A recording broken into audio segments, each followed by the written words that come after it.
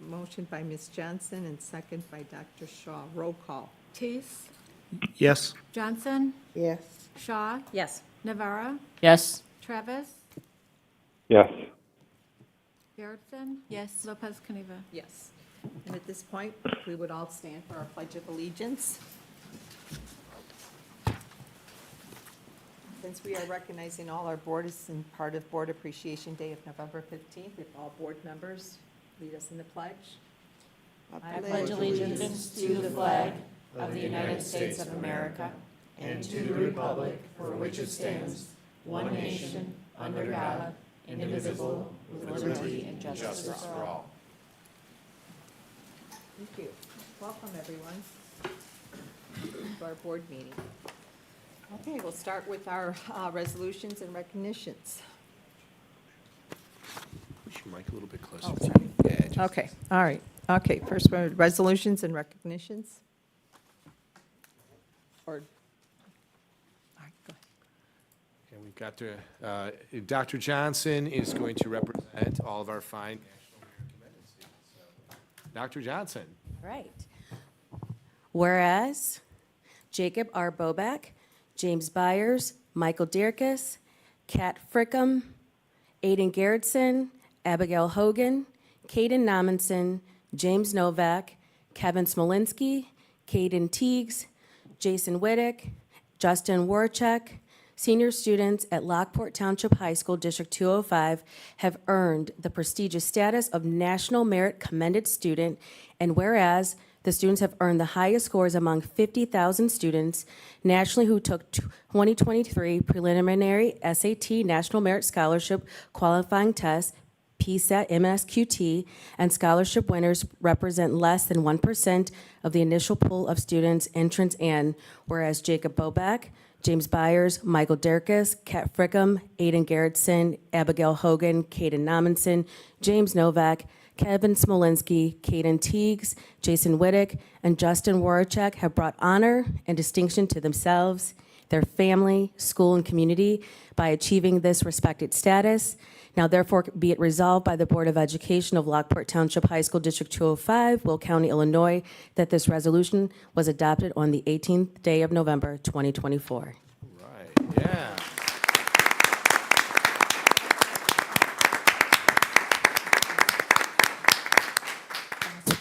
Hello?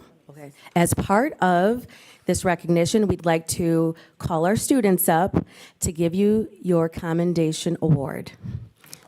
Jacob Boback. Congratulations. Congratulations.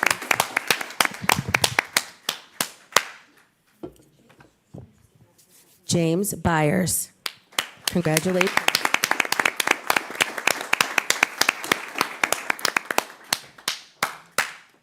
Michael Dierkes.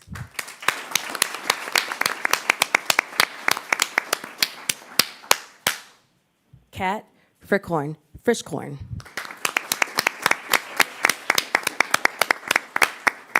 Aiden Garrettson.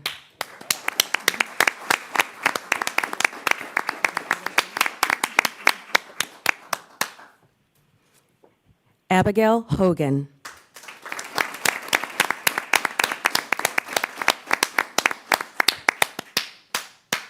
Caden Nominson.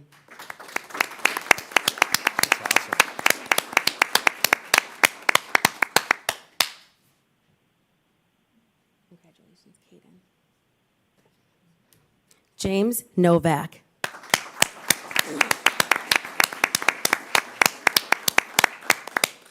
Evan Smolinski.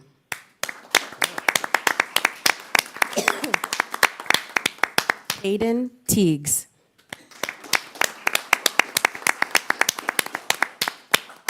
Jason Whittick.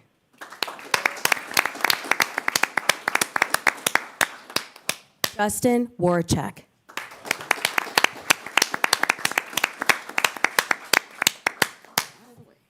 Congratulations. I'll move out of the way for pictures.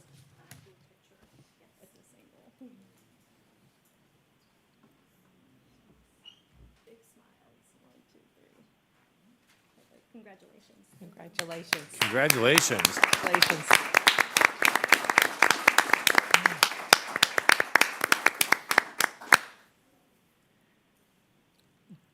Okay. All right, next, thank you. Thank you. Yeah, Thank you. congrats. Thanks.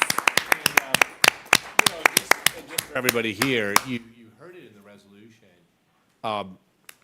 These students took a test, a PSAT and MSQT, that qualified them for this honor. But that test really goes, the aggregate of their lives as students. One, all the parents here should be very proud because you've made it, and grandparents, you should, and guardians, and anyone here who's a supporter, you've obviously made it an emphasis in your home and your life that academics matter, that being a scholar, being a student matters.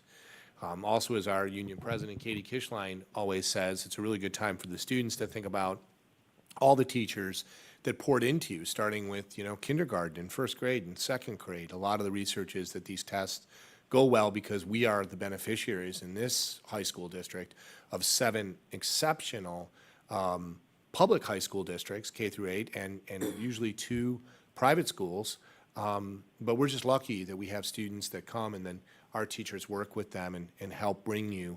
You obviously did it, but we hopefully helped you. So just to the students, you are in the top 1% of the top 1% of about 3 million students in the United States. That's amazing to be in that kind of rare air, and it's just a nice time to thank your parents, your grandparents, your teachers, the people who just kind of poured some love into you and cheered you on towards us. So congratulations. Congratulations.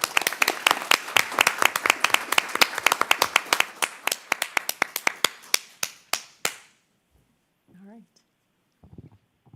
All right, I'm going to call up Miss Sarah Stanky.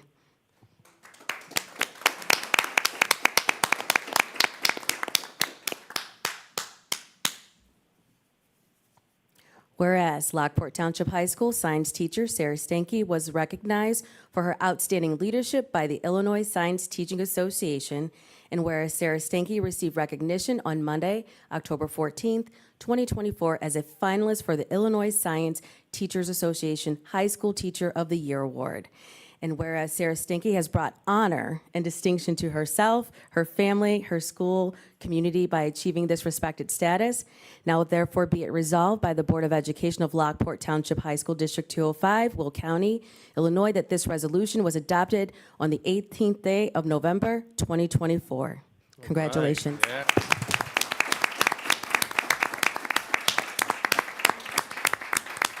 And as she gets her picture taken, if you are looking for an event planner, I would highly recommend.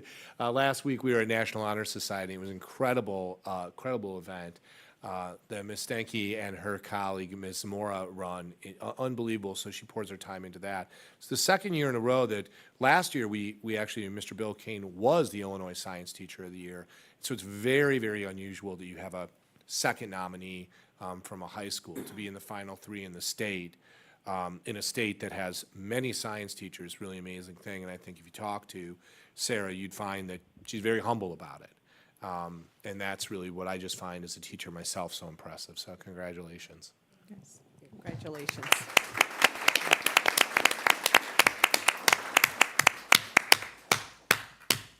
I would like to call Mr. William Salick. Yeah.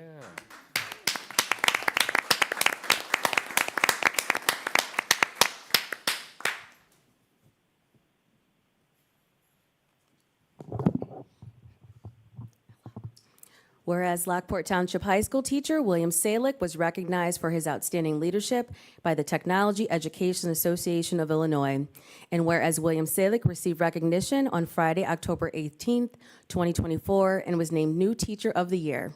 And whereas William Salick has brought honor and distinction to himself, his family, his school, and community by achieving this respected status, now therefore be it resolved by the Board of Education of Lockport Township High School 205, Will County, Illinois, that this resolution was adopted on this 18th day of November 2024. Congratulations.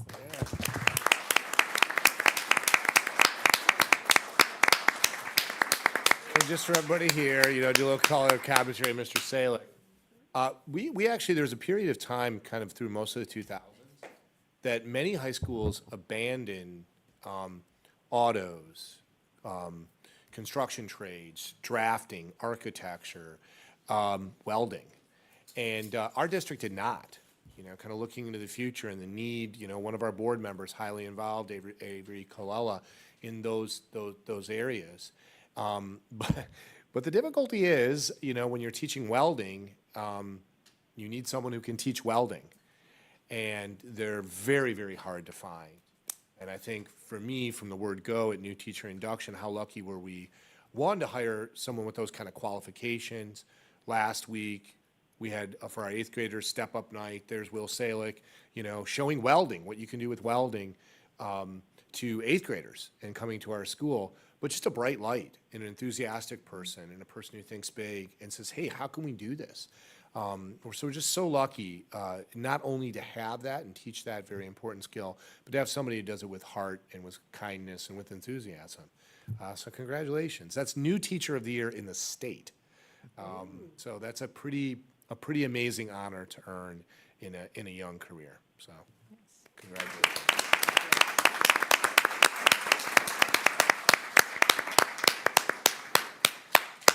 All right, I get to take this one, and I'll do it very quickly. Every year, I believe that Eric Slager, Grace Gonzalez, and Jeanette Castillo need to go to a weightlifting class because they go to the Illinois School Public Relations Association Awards. And it seems like every year they're walking out, except this year because they went digital with all of their certificates and plaques. But just, I think it's, something to point out to the community that you've got Grace Gonzalez, who's our public relations assistant. You've got Mr. Slager, our webmaster and videographer, and then Mrs. Jeanette Castillo, who orchestrates all of it. Our district won state-level awards in the following areas. We won the Integrated Campaign Category Award of Excellence for our referendum campaign last year. In educating the community. Booklet Magazine category Award of Merit, that was for 2024 communications plan that Mrs. Castillo shared with the board. We won Booklet Magazine Award of Merit for the Porter newsletter, the fall 2023 Porter newsletter. And then a video in the 1 to 10 minutes category Award of Merit for something we call Student Board Matters, Student Voice Matters. And our board members, after this meeting, one of our 2 student board members will film a summary of this meeting. One of those videos won that Award of Merit. So I just want to congratulate you and thank you for doing just an amazing job. So if we give them a big round of applause, that'd be great.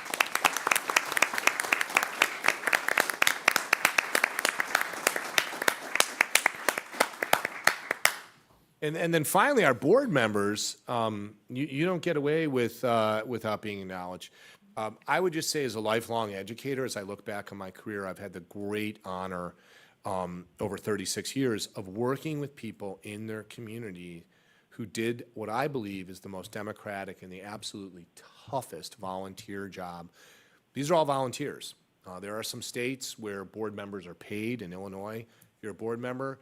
You finance your own campaign, and you serve as a board member. One of our, Courtney Turner, right over there, one of our department chairs, she's a Board of Education member in the community. They're just serving their community in the cause of public education.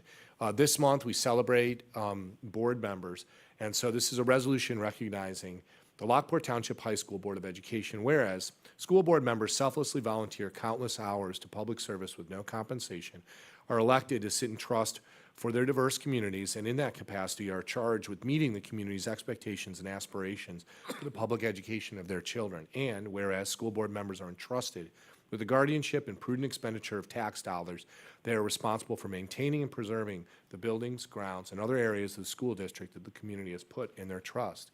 And whereas school board members are responsible for providing leadership that ensures a clear, shared vision of public education for their schools, sets high standards for the education of all students, requires the effective and efficient operation of their districts, and employs district staff to carry out the day-to-day duties of educating Lockport Township High School students. And whereas school board members adopt public policy to give voice to that leadership and employ a superintendent to administrate board policy, and are also responsible for the regular monitoring of the district's performance and compliance with state policy. And whereas school districts face constant challenges, and the strong, dedicated leadership provided by the Lockport Township High School District 205 Board of Education has allowed student success to continue.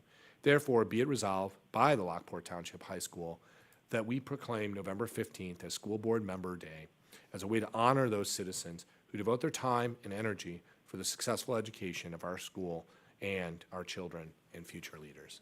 So congratulations to all of you. We've got a few little tchotchkes for you, little gifts from the administrator, and I'll hand out your certificates, so. Mrs. Geneva.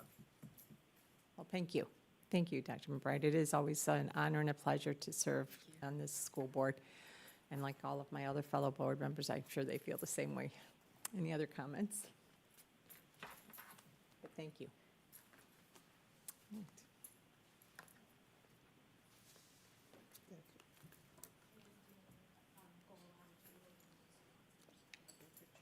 Sure, sure, sure. We're going to take a picture. Yes, you are. Oh, There we go. Oh, good. I get to sit there. right. It's the first time I won't be in the back of the picture. Oh, the tall one's always I'm always in the back. Hey, Mia, could you kind of come around? board? Yeah.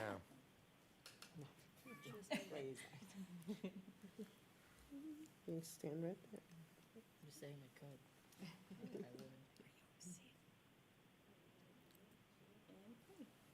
Perfect, thank you. Thanks. Thank you.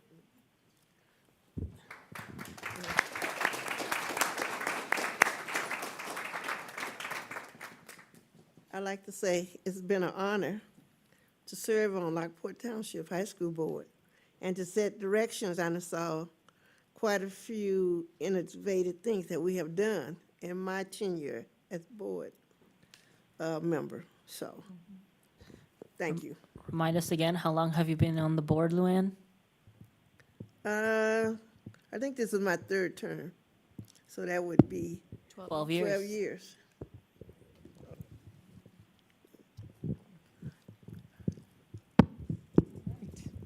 Board salutes. That's right. Okay. First, let me see, do you want me to do a motion to accept the resolutions? Oh, first? sure, yeah, if you wanna do Okay, the I'll- resolutions. Do I need a motion? I need a motion to accept the resolutions as presented. So moved. Second? All right, it's been motioned by Dr. Shaw, second by Mr. Thies. All in favor? Aye. All right. Yes, so on behalf of the board, to our standing National Merit Scholarship students, and to our teachers, you know, Ms. Steinke and Mr. Salek, and also to our PR team, I really wholly, congratulate you. I really, truly do, because you really, and like I always say, you put us on the map. So, thank you. All right. At this point, we'll take a few minutes break because I Do know. you want to do Oh, other yes, board the salutes? other board salutes, that's right. We're going to do the board salutes. All right, I can start. All right, super staff, I'm board do salutes to Miss Kathy Feithel.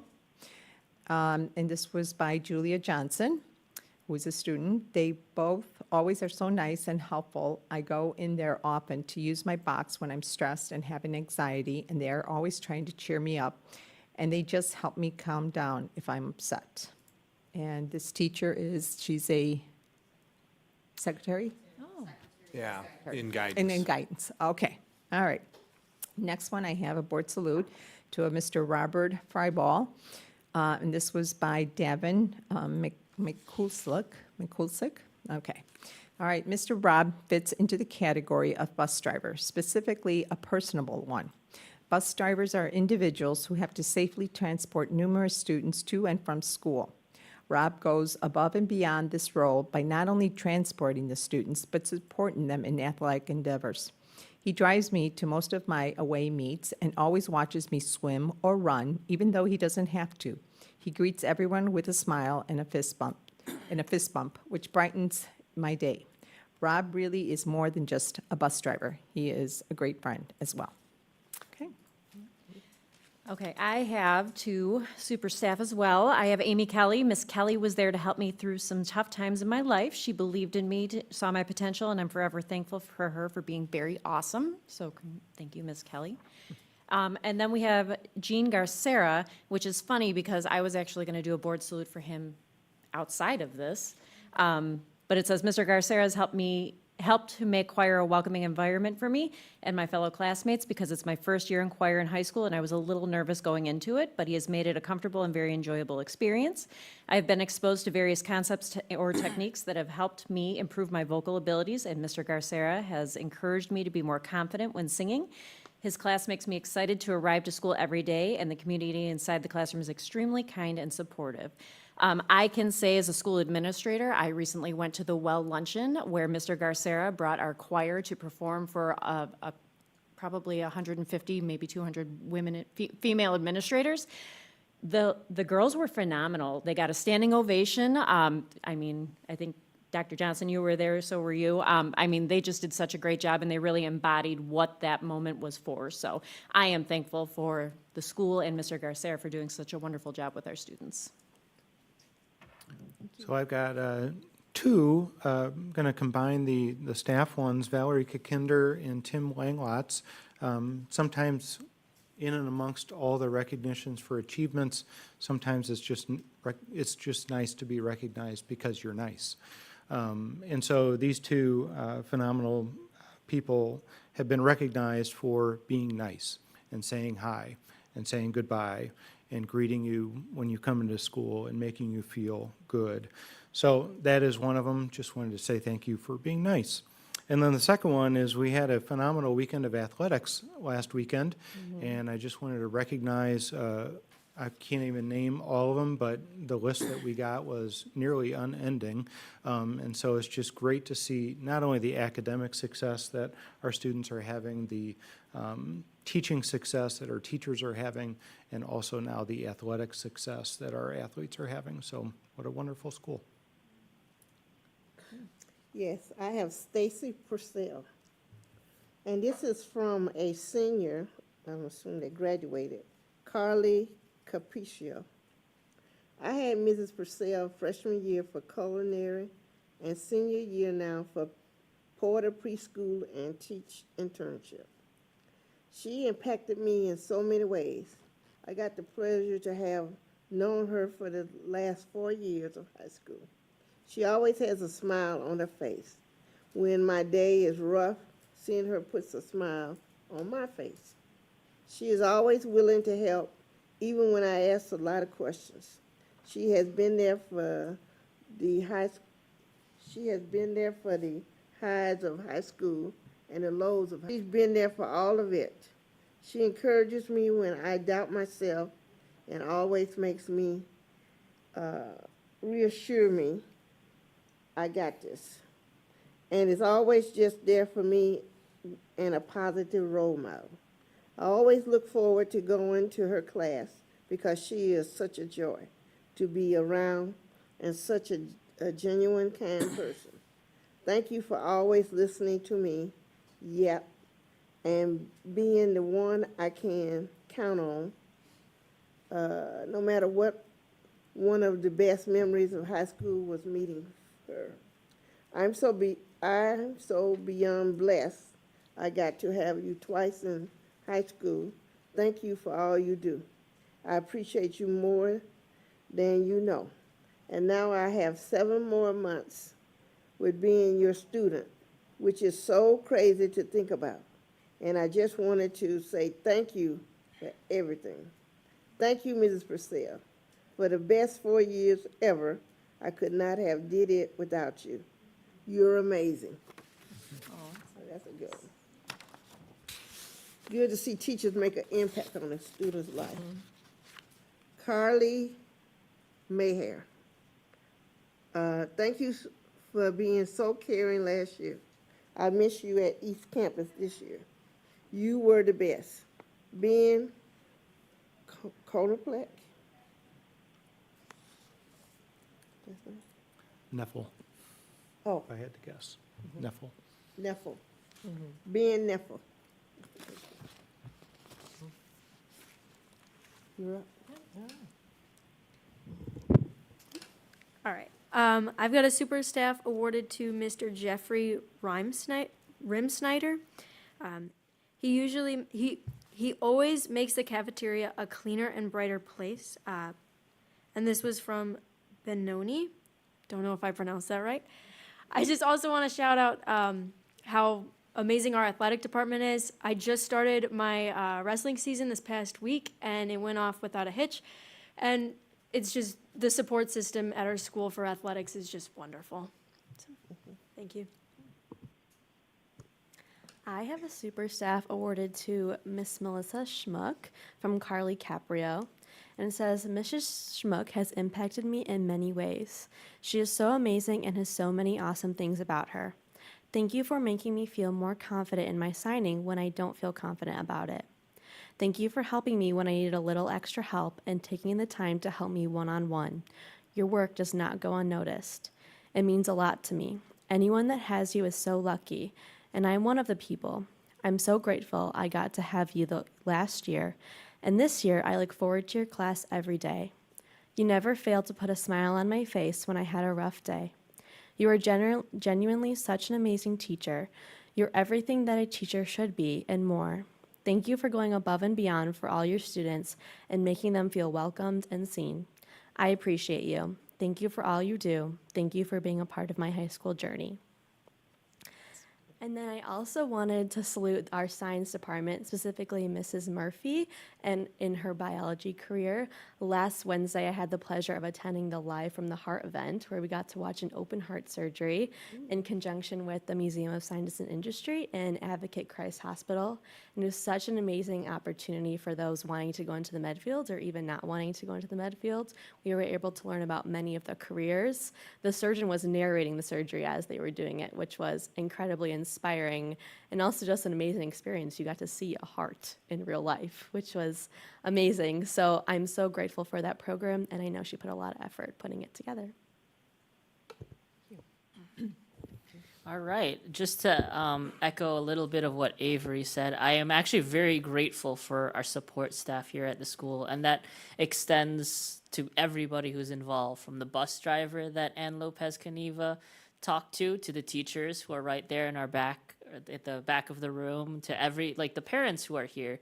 I think the talent of the students shines brightly when they have such a good amount of people backing them up and supporting them.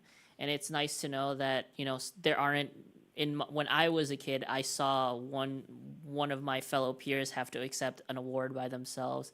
And it seems that all of you are here with somebody, or at least maybe not here presently, but somebody's there cheering you on. Anyway, up to this, I also wanted to read these super staff awards here for the camera if you didn't see how it looks like. This one is awarded to Caitlin Bloom and is written by Mahmoud Nofal. I did my best pronouncing that. She is always super kind, super supportive of me, and always asks how I'm doing. She always makes the class a super fun learning experience and is always super funny. She is lastly super kind and just the best teacher I can ask for. And the second one that I have is awarded to Megan Barnes. Mrs. Barnes always helped me push myself, or this is written by Leah Egelhoff. Mrs. Barnes always helped me push myself to become a better me. Freshman year was a rough year for me, but she always put a smile on my face and helped me keep my head up. She showed she cared, and we always loved having our little good morning chats. Once again, thank you to the teachers for being the best support for these students. I have two super staff awards I'd like to mention or recognize. Julie DeCare, she is a math teacher, and Andrea Cobet is an English teacher, and the theme through both of those is just how caring, supportive, respectful, and just a champion in these two students' corners specifically. So they make, these two individuals have impacted these students' lives directly, and thank you very much, Julie and Andrea, for all the work that you do. I have an additional one. I got to attend the Gold Card dinner for the first time ever, and I just want to say what an amazing experience that was.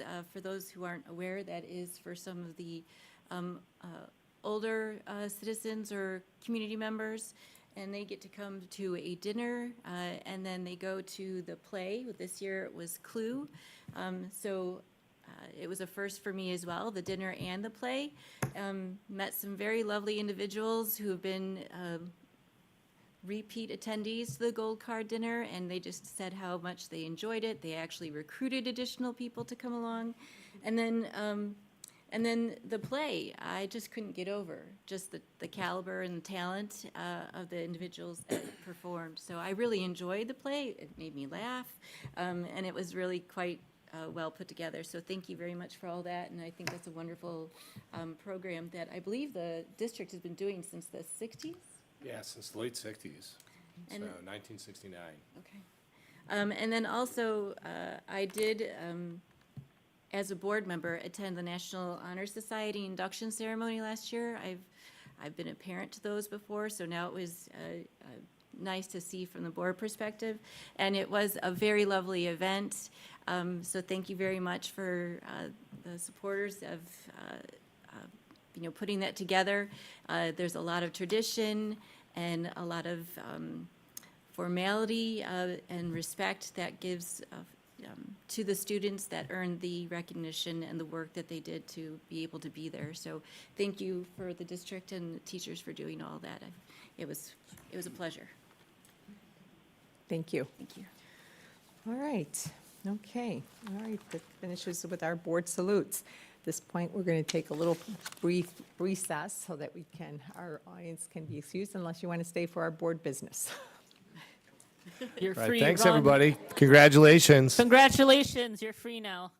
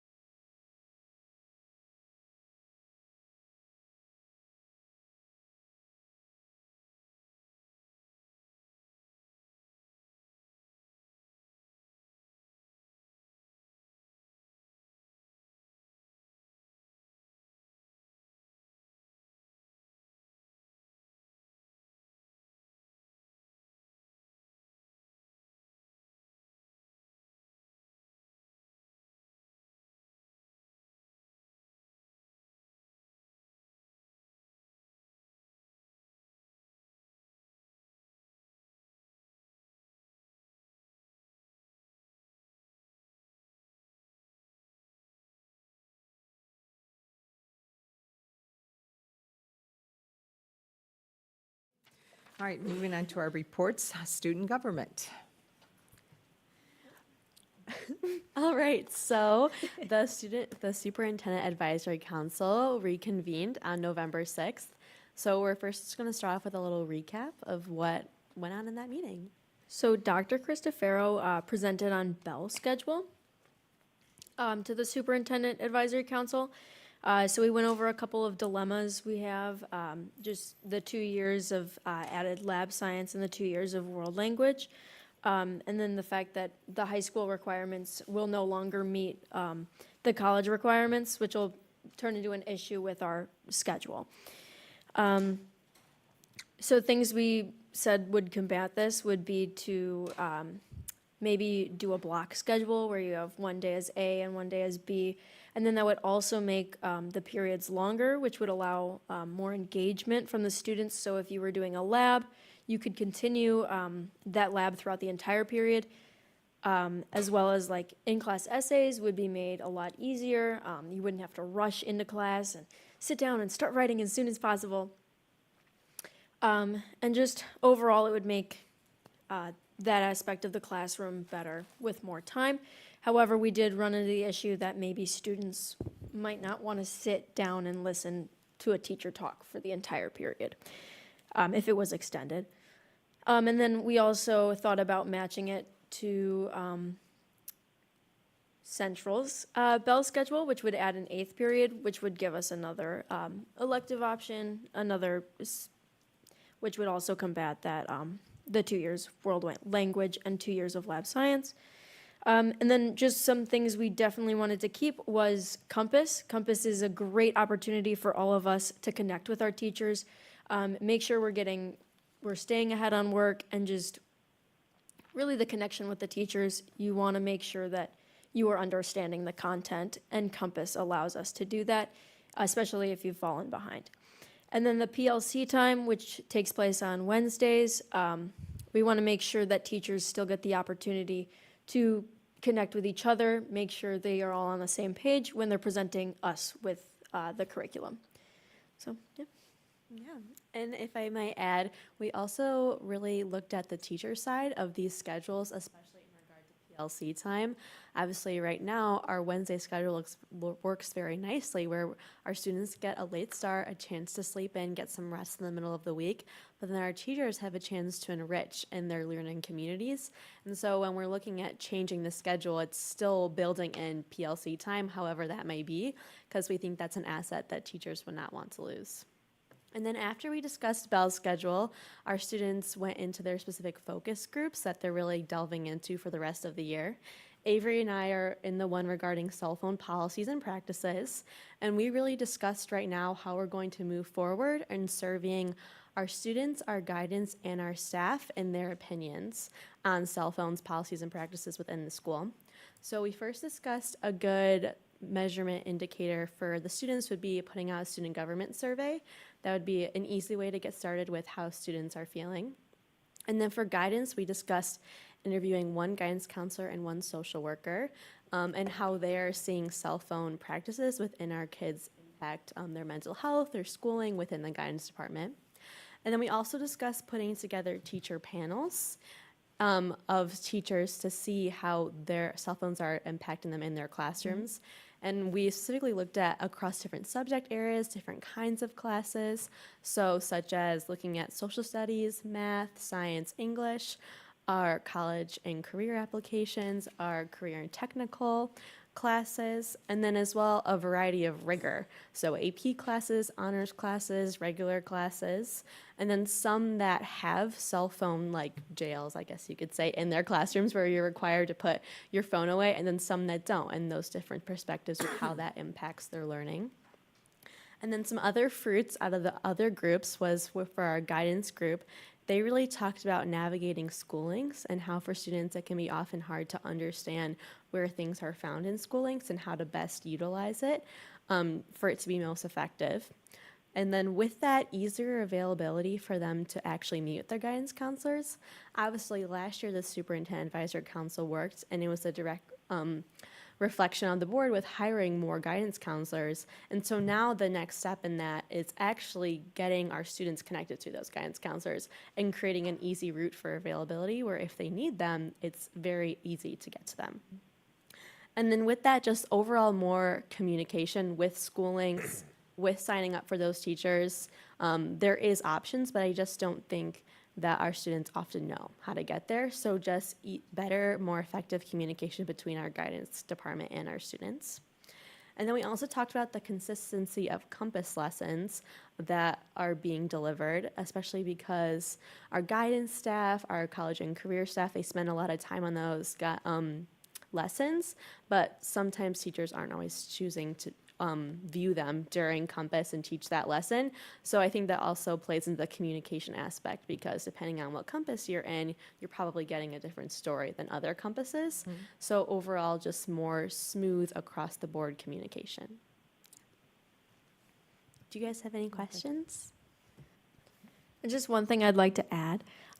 We just got the opportunity to watch The Social Dilemma in college writing. If you haven't seen that, watch it. It is crazy. But I definitely recommend, especially when looking at our cell phone policies and practices, just taking into consideration the fact that it is addicting. Sorry, what was this? What do you mean by? It's called The Social Dilemma. It's on Netflix. It's a documentary? Yes, it's a very eye-opening documentary. I have a question. Yeah. You mentioned something about, we did add additional guidance counselors, but something about the students and the counselors connecting? Yeah. Yeah. So there's an option on School Links where students can go in to actually like almost make an appointment with their guidance counselor, like you're scheduling an appointment with your doctor.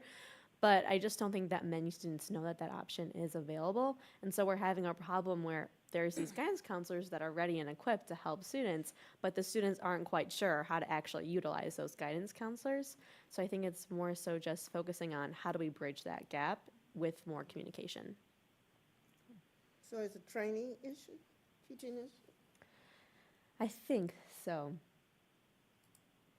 Okay, I guess I can't see the issue. It's also about motivating the students. Oh, I don't think a lot of the students are motivated to go to their guidance counselors. okay. Or know that they can even initiate an appointment like Yeah. that, or initiate Encompass, using responsive schedulers. So it's helping them operationalize the system. Why do you think that is? I think it's just not known, like I said, especially with those Compass lessons. Sometimes teachers deliver them and sometimes they don't, and those are key things that could be said. And I mean, I didn't know about it. Did you, Avery? No. If you put it, So if we you need to put get it, the word out, huh? Yeah, Yeah. I think it's more so just getting the word out. yeah, if you put it right in front of a student's face and you go, here's the way to get connected with your guidance counselor, they're going to be more motivated to go do it because they're going to see there's a pathway to it. So when I was in school, I think there was a mailbox that students could like write a letter and then give it to a counselor. That was kind of like an informal way of being able for a student. Is that still there? Is it? Oh. So I that- did that- not even know know that. Say they didn't even know that. A lot of people didn't know that, but the only reason I know that is because I've had students who used that I had friends. Shift the mindset. I had friends who did that. They would write letters to their counselor and they would deposit it into the mailbox, and then the counselors would read it. So, because setting up an appointment, it takes a lot of time to find between the schedule. But if you're able to write a letter, you just kind of walk in there, drop it into the mailbox, and that's it. Maybe that's probably the best, at least in my opinion, that's probably the best way for students to start reaching out to their counselors. Yeah, I think that's another great example of just how the opportunities are there, and there's many different modes through which our students can connect to their guidance counselors. It's more just making sure that our students know that all of those modes are available, because if they don't know, then they can't utilize them. Thank you. Thank you. Very informative. Okay. All right, A of T report.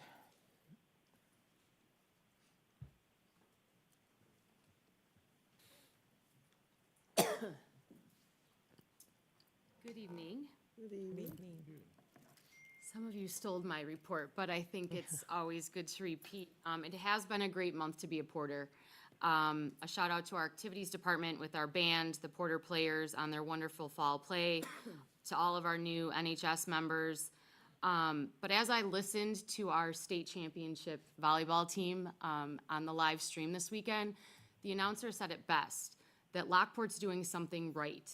And never really thought of it because I've lived it for the last 21 years here. But there's some schools that didn't get a sectional title or didn't, win a regional but let me just go through the list of what we had this year. Boys cross country made it to sectionals. Girls cross country, conference champs. Boys and girls golf, state qualifiers. Girls tennis. Boys soccer on their sectional champs. Girls swim and dive, sectional champs. And of course, our state championship, third place team, girls volleyball. So when I heard that, it really did make me think of the amazing things that are happening here every day that we sometimes just take for granted. But again, they all need a coach, the dedicated staff that, gets the clubs running and the teams, meeting. And so that's what I'm here to do, is remind you that, it takes that as well. Also, wanted to thank our award-winning PR department for the videos that were created to showcase to our community what our support staff does on a daily basis. I know all of us here wouldn't be able to do our job without them legally and just everyday tasks. So thank you to the PR department. With Thanksgiving a week away, I do just want to continue to thank the board and to our administration for the partnership that the union really, we've had and you continue to have. Your doors are always open to us. You're always willing to listen and work with us. And it's not like that in every district. So we do appreciate that, and we wish you all a happy Thanksgiving. So thank you. No, thank you. Thank you. All right, IASB Governing Board report. Okay. Every board member got a 2024 resolution committee report. And also in your binder, you got the list of the various resolutions. So as your representative, I just need to know what your pleasure is in order to vote when I go into the assembly, okay? If anybody has any strong feelings about any one of these resolutions, please speak up now. So the only one that I talked with Dr. McBride about was the tax increment financing accountability item. I know it's on the consent agenda, and whether or not it gets pulled off, I don't know if it would be, but I certainly recognize, some of the challenges that some school districts have with their communities and the way in which they use TIF. But from our district standpoint, I think that the communities that have included TIF districts within their boundaries have utilized them well and share in the revenue with the school districts as a part of the original agreement that was made. So, personally, from a school board standpoint, if we reflect on our particular situation, I'm not sure if it's as egregious as what some school districts may have. And as I read the resolution, this is really looking for to try and transfer a lot of power to the school district boards, whereas a lot of the benefit long-term comes back to the school districts if TIFs are utilized correctly. I know in our case with the city, there are going to be in the not too distant future some significant benefits that the school district will receive that absent that TIF district being established, we wouldn't have been able to realize to the degree that we will. So it's been beneficial. I don't see personally the need for additional powers for a school district to be able to have, but I certainly respect everybody's thoughts on the particular resolution. And because that's on the consent agenda, what Mrs. Johnson Saturday morning would have to do is request that it's pulled, and it's discussed, much like you would in your own board meeting. It's pulled out of the consent agenda, discussed individually. Probably the only way that you can find out, you know, if you want a joint review board to be, you know, and these are lobbying positions, and just for the folks at home and the folks here, these are not binding laws or a vote of something that's going to go into law. These are positions that your association, the Illinois Association of School Board, would take and lobby the legislator. And the lobbying in this case is to create a kind of a third party that would adjudicate TIF districts. Tricky because so much of what we do in Illinois law is local. For example, I always say school boards, one of the things you know in Illinois law is that if you spend $1 on property tax, it's coming right to your school. It's not going to somebody else's school. In this case, you know, we work with municipalities here at the local level. This would introduce, so the lobby to introduce a kind of a third party that would you know, work through. And what Lance and I talked about is there are places in the state where municipalities have not worked with their local schools or not worked with their other taxing bodies and have approved TIF districts that are fairly damaging to things like school districts. We don't have a history of that with any of our municipalities. I think that's because we work hard, you know. So if you as a board would like, you know, Mrs. Johnson to pull it and discuss it, or even oppose it, you know, you can write that down, you know, on your sheet, if you. And just to be clear, just given my position with the city, I would certainly respect everybody else's choice on that. And I will not put a vote down either way because I don't think it's appropriate. And I want to make sure that it's the will of the board that chooses which way to go. I just simply wanted to express that there are many TIF districts and municipalities that act appropriately, and adding another layer of governance on top of things that already have 6, 7, 8 layers of governance already on top of them, I'm not sure is in the best interest of anybody. Anybody else? Go ahead. So I want to thank Mr. Thies for taking some time out of his workday to let me come down and chit-chat with him about this particular resolution. He was very kind to thoroughly explain TIF districts in general, and then how they operate in Lockport. And so in some of your opening remarks, you hit on some of the things that you and I talked about. And Louis, I'm not so sure this should be part of the consent agenda. I have to agree that not all TIF districts and municipalities and school districts are not able to work together. But I think in terms of, you know, adding just additional layers of government and more bureaucracy, might not be the direct route to do that. I can see how TIF districts can be used for in the wrong way, but I can also see how when they're done correctly, that they can be a real benefit. And so I don't know if I necessarily agree with the fact that it should be on the consent agenda. So you don't agree that this should be? I don't agree that there should be a resolution as part of the consent agenda, and I would ask that perhaps you might consider pulling it out and ask for further discussion. Okay.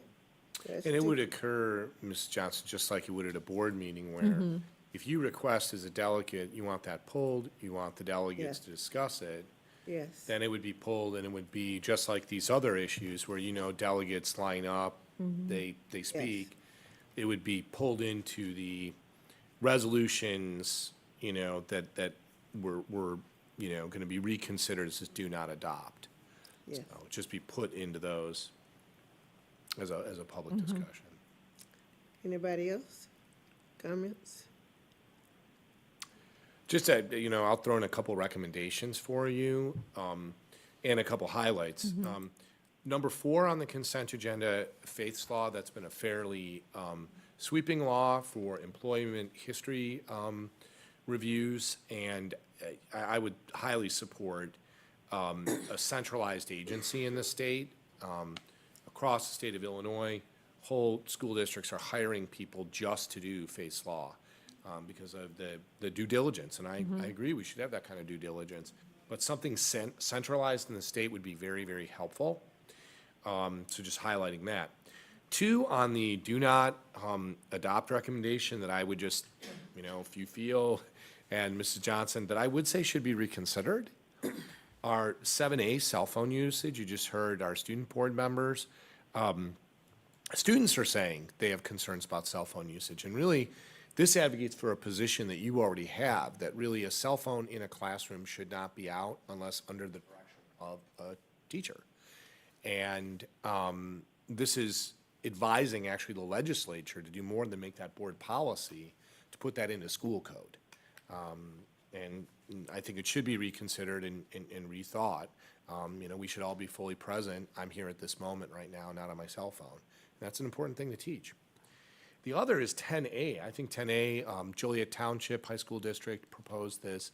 What it's proposing is that if you stand for board election, you need to go through the customary criminal background check for any infamous crimes, and that's a legal term. Dr. Greenan's office, every single employee has to have a criminal background check, and presently school board members do not. And, I would just be my opinion that if we're doing that with all of our employees, I think that'd be important for school board members as well. But that is not the case. The reason why it was not recommended is that if advocated and the legislature acted, this would be the only elected officials in Illinois that undergo a criminal background check. And so IASB opposed it from that point of view, that why are, school board members different than state representatives, state senators, governors, that kind of thing. I suppose we're a school. Yeah. That does make us, I think, somewhat different, right? So, I just want to echo what you're saying. I also am in full agreement with that, simply because we do have student board members, and we as a board are probably very interactive with our student population, maybe more so than some other school districts. So, Candace was at a bunch of events this week. I know that we all attend things, and if anybody's going to have contact with our students, I want to make sure that there's something in place to protect them. I have a quick question. I thought it was board policy that a student, because when I was a student, you weren't allowed to have your cell phones out, period. Did that change? no, it's not changed. This would just be advocating for the rest of the state to adopt really the policy that you have, but putting it into school code, which is different than policy. Can you explain real quickly what the difference was? Because Well, school code makes it the law as opposed to a policy. As a policy, you empower us as an administrative team to adjudicate that policy. So as Mrs. Kishline knows, myself, we spend, Dr. Greenan, Dr. Johnson, we spend a lot of time in the hallway, and as our student board members, we do a lot of walking down the hallway and saying, hey, could you put that away? Could you take those earbuds out, right? Because it gets taxing, right? But we enforce that policy, and certainly we want to support our teachers in the classroom. If a cell phone shouldn't be out during a lesson, it shouldn't be out, right? But policy is not like school code. School code just has more teeth to it. And imagine if all schools in Illinois said, you know what, we all agree with this, right? I could name many school districts that use cell phone policy just like any place you go. It's, out in the hallway, it's out in the classroom, it's personal use. If you have to use it, and the student gets a text or a cell phone call in a classroom, outside of a classroom, in a hallway, there are districts that just feel that students should use it anytime they want. So I think having some boundaries. School code, for example, we have to teach U.S. history. If these young ladies don't take U.S. history, they can't get a diploma in Illinois. So I think what the advocacy here from the school board that proposed it is, there's a whole different feel when it's in school code in the whole state, as opposed to district by district. how does that differ then when it comes to punishment? Because Well, that's local control. That has to be decided on a local level. I think really what they're going for, Zion, is they're really going for sort of a statement, right? Just like if you talk about discipline in school code, there are 3 reasons you can be expelled, right? They're defined, they're spelled out. Those are, the 3 reasons. That really gives boards decision-making power on what you can expel on and what you can't expel on, right? Of course, you have to decide that as a school board. You have to decide your own disciplinary policies, but they're going for something bigger than just a school. They're sort of going for a statewide statement about cell phone usage by students. I'd also like to, I also agree with not moving forward and on that cell phone usage as well as it's proposed for this resolution, only because it's bubbling up from our students who are really kind of advocating and pushing for the fact that perhaps cell phone usage in the classroom isn't what they want. And in addition, I wanted to mention earlier when you were giving your report, there are numerous states in the country that have already had a no cell phone usage policy. And I don't know, I don't want to lock up our students and our administration to not be able to make that decision, if that's, especially if it's bubbling up from our students, right? It sounds like there's a groundswell for it. And I felt in the analysis, it felt more emotional than data-driven. And so, and as a parent, I can understand and empathize with some of the reasoning, but again, there was life before cell phones, and we were able to manage. There's more and more data and more science coming out, just how detrimental they are to a young brain. And I would think that, I would recommend that we do not adopt that particular resolution. Yeah, and in this particular case, I think you're opposing that actually, because all of these, IASB is saying, do not adopt. And so you're saying And- adapt. And what I would recommend for pull that 7A and for 10A is voting, I would encourage you to vote for yes on reconsideration. Yeah. Thank you. It's the opposite of what is Right? the opposite. They're already Thanks for recommending, do clarifying. not adopt Right. these, Yeah. right? Right. Can I just add one more thing, just because this can tend to be a hot button topic with our community? We are not saying that students that need these devices for things like 504 plans for diabetic needs to monitor blood glucose levels, all of those things, they would still have access to them for that need. And still have access, let's say Mrs. Kishline wants to do a Kahoot, and we're going to use our cell phones, and she's going to direct her students to take a cell phone out or do it on their Chromebook, absolutely, but under her tutelage, right? As opposed to just a freer use. Correct. And I think really this resolution is born of there is a statement made if statewide, the state is saying, hey, we really want to put some controls on use, right? Thanks, Dr. Shaw. I didn't know they used those cell phones. Yeah, in that manner. lots of uses. Just a quick question. Why is the faiths law both in the do adopt and the do not adopt? There's 2. The number 4 is to create the resolution is to create a centralized state kind of database like we have right now. If you come to school, you give your license, you actually go through to come on campus, the Illinois State Police criminal background. You go through a database, you come up, or also things called orders of protection, restraining orders, things like that. 9 is actually, in many ways, abandoning faith's law and really just turning it over to Dr. Green's office, but also having Dr. Green's office, faith's law only applies to new hires starting last year. That resolution would ask Dr. Greenan's office to go back through all 600 of our employees and do a faith's law search, which would be incredibly burdensome. I mean, incredibly burdensome. I can't even imagine it. And so that, I would agree, we should oppose that, because going retroactively, we've done criminal background checks. Yes, we haven't done a faith's law check, but the law has only been around since July 1, 2023. But it's still, Yeah, that makes sense, because we've already done background checks on, Since then, last year and this year, any new employee, we did what's called a face law check. okay. It's far more extensive background check. But But- before it was just the regular background check. Right, but But it still happened. going back and doing face law on all of our employees would take an incredible amount of time. Understandable. We'd have to hire someone to do that. Okay, well, thank you. So usually what you do is you, as board members, you fill this out. I think my recommendation is, agreement, I'm hearing some disagreement on the TIF. Possibly some voices on the board saying, usually we vote yes with ISB on these on the consent ones, but I'm hearing you maybe say pull it and discuss it and maybe vote no. Reconsideration, I believe you're voting yes on reconsideration of 7 and of 10. And then agreeing that the rest should not be adopted. Those would be my recommendations. On 10A. Right. Now, for 7A and 10, would I have to,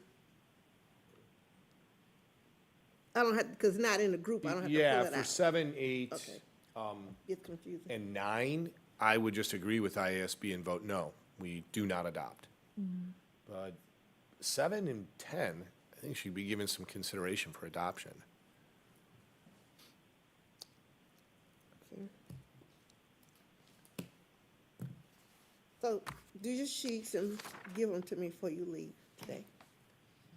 Thank you. Okay. No, thank you. And if we get enough people that say that they want me to pull the tax increment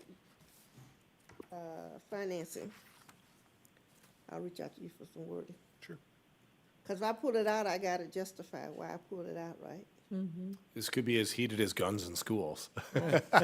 Remember guns in schools, Luann? Oh, yeah. Arming teachers? Yeah, you almost never got out of that delegation. No. That was a hot topic. It That's was. very, very Yes. hot. And I think it came back a couple years, didn't it? It did. Yes. Yes. It finally, I think, has went to the bottom of some list. I remember that. Okay, well, thank you. All right. Foundation Board Report. And just out of sense of time, we've got a number, and we've got some guests who are here Yes. too, are going to present. I just asked, the board if you could, and I talked to Mrs. Adolph, if you could just take a look, and Yes. if you have any Any questions, I might questions? jump to the legislative report, and then Mrs. Hayes is going to help me with public comment follow-up. Okay, all Right. right, correct. Really quickly, legislative report, just want to make you aware, we are working on, there's something in the legislature that impacts IHSA. IHSA currently governs eligibility of athletes based on attendance and has very strict rules about moving for schools. Avery, this week, she's wrestling at Lockport, but suddenly she decides next week she'd like to enroll in Montini and wrestle in their program. If that likely happened, unless she could prove that her family had to move or there was an exigent reason to go to Montini, she probably would be ineligible as a senior to continue wrestling. Because the IHSA does not promote just kind of, I'm in Lockport, now I'm going to go to Montini, maybe another school, maybe you're going to go to Bolingbrook. There is a House bill to take that authority away from the IHSA and to make it more open for students to choose where they would like to compete. And we oppose that. High school districts oppose that. We think it can open up some practices that are not good practices of students moving, frauding, invalidating residencies merely to Yeah. compete for a team that they'd like to compete, or, we just think it could create some things that we just don't want to see in sports. That's really the only thing we're covering. And one of our local, on the committee that is handling this is one of our state reps, Patrick Sheehan. So I've been in touch with his office, asking him to oppose this. He's on this committee. All right, comment follow-up from the October 21st, 2024 Board of Education. Okay, a little bit of a shift here. attached a position statement that we've been working on as a board. I'm not going to open that up. We didn't have any public comment on October 21st, but Mrs. Tammy Hayes and I have been working quite a bit on, we had a presentation on June 17th, a number of slide decks, and what we've been trying to do on behalf of the board is have an interactive process where we could work through all of those slide decks. So we're going to kind of change positions, and I do have a slide deck that I put together, and really just give you a little bit of feedback as a board of that process. And about 6 hours worth of work, that's not the work that Mrs. Hayes and I have been doing offline to prep. So I'm changing seats.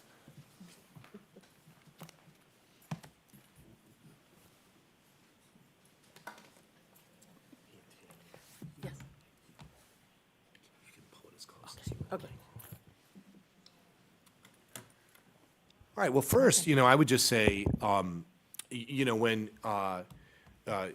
Tammy and the Uncensored Group presented on June 17th, I think we walked out of there, and I don't want to speak for you, but really what we were trying to find, I think, in our work together was a time to, 5 minutes for public comment is really designed so that anybody who comes to the board has an equal amount of time. But certainly the ideas that were presented, 84 slides, were bigger than 5 minutes. So really the work that Tammy and I have done since June 17th have been to try to find a way and try to find an appropriate format to expand on those ideas and get them into the mix of all the things that you're trying to decide as a board. In that position statement attached to this agenda, you've had 1,000 people through Central, almost 700 people who completed a community survey, a May 13th open house, 3 sessions in October, facilities master planning.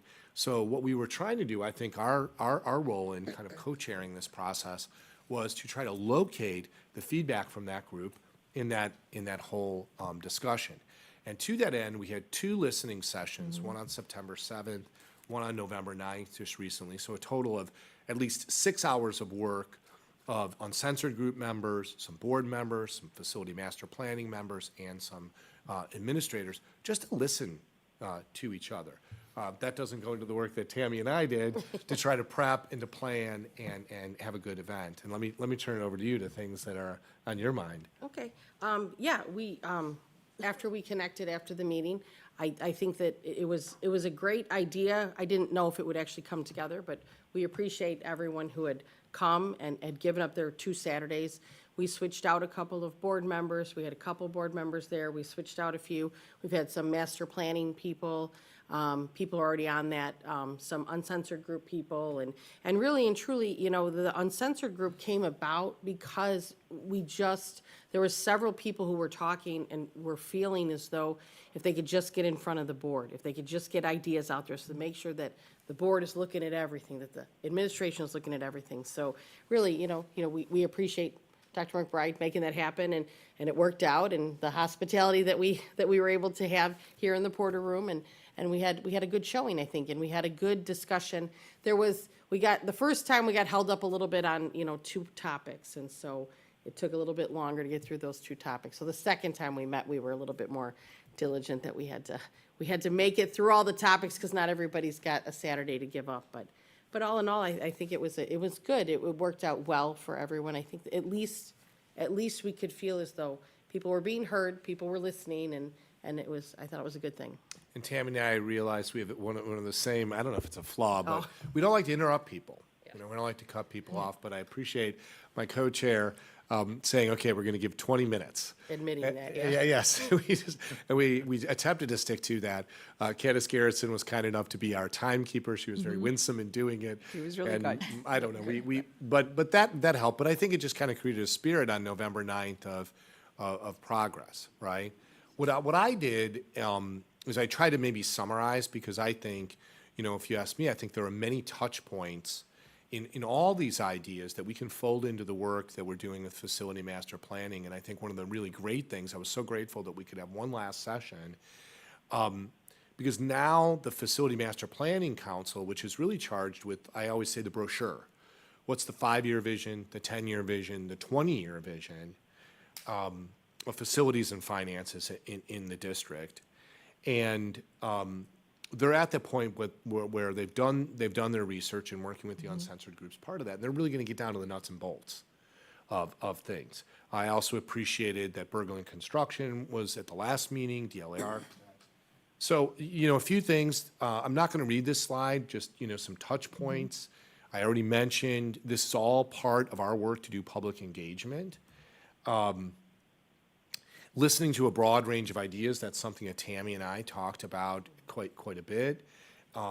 We did some co-facilitation, which was very enjoyable to sort of try to plan that and be available to each other. We met for 6 hours, and we really anchored it in the slides from June 17th. These are some things that that you've been working on in terms of keeping debt low, abatements, tax rate, keeping that in steady decline. The position statement I attach is you've really given us kind of a parameter of, really, you believe the message from the referendum is keeping property taxes in check and using the tools that we have as a district to advance our facilities. So what I did is I tried to do a comparison of where I think I landed, and I absolutely, my co-chair might disagree, and I would completely accept that. But I thought there were many places where we lined up and just some places where we didn't. And it wasn't when I say we didn't line up. This was sort of, we said to the group, this is non-closure. This is not an answer right now. This is a process. So my checks and my X's don't mean you're X'd out. It just means we didn't quite find alignment. So very quickly, just a few things. We really, we looked at your May 20th resolution, modest use of fund balances, manageable debt, and alternative revenue. And the reason why I gave that a check is we worked really hard on demographics, and we asked this question: given our demographic projection, what should we be doing with facilities? What does very low increase, decrease, down to kind of flattening, what does that mean for facilities? So I put a check because we were both mutually interested in grappling with that issue. I just want to leave some space. No, absolutely. I mean, definitely, that was a huge part of what we talked about with the population being in a valley at this point, and the slow incline would have to be due to, quite a bit of house building. And the house building doesn't get us a high school student tomorrow. It's out 10 or 15 years. So that's definitely, it's got to be a long-term plan. Whatever's going on, it's got to be, whatever we're going to decide through that demographics, it's going to be a long-term plan. It's not going to be next year, so I agree. The next piece is about Central, and I put kind of an X, and I don't mean to, I'm not Xing anybody's opinion out, but that's a place of disagreement, right? We put in $5.6 million at Central. We've worked with Berglund Construction, who gave us at the meeting on November 9th and at the board meeting a very, very healthy report. But then we also have some citizens who are concerned. What is the life cycle of Central? So are we in perfect alignment? We're not in perfect alignment, but I think there's a creative tension there that as the board is stabilizing Central, a continued question about, okay, we should be really looking at its total use. Should always have our eyes open. Neil Offerman, who's over there from Berglund, said, provided to the whole group, and I thought it shook a lot of heads where said, we saw something, we fixed it, and it was fixable. And I think a number of us said, oh, okay, right?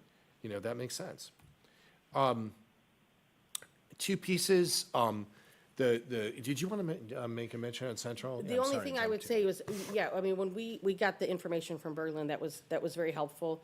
We agreed, several people in the group thought that we had gotten a lot done for the dollar amount that we had spent. So that was a good thing. Obviously, the most upcoming thing, most recent would be the roof, which is gonna save the building, preserve it, at least until we get to the next stage of what we have to just make a decision. So, but yes.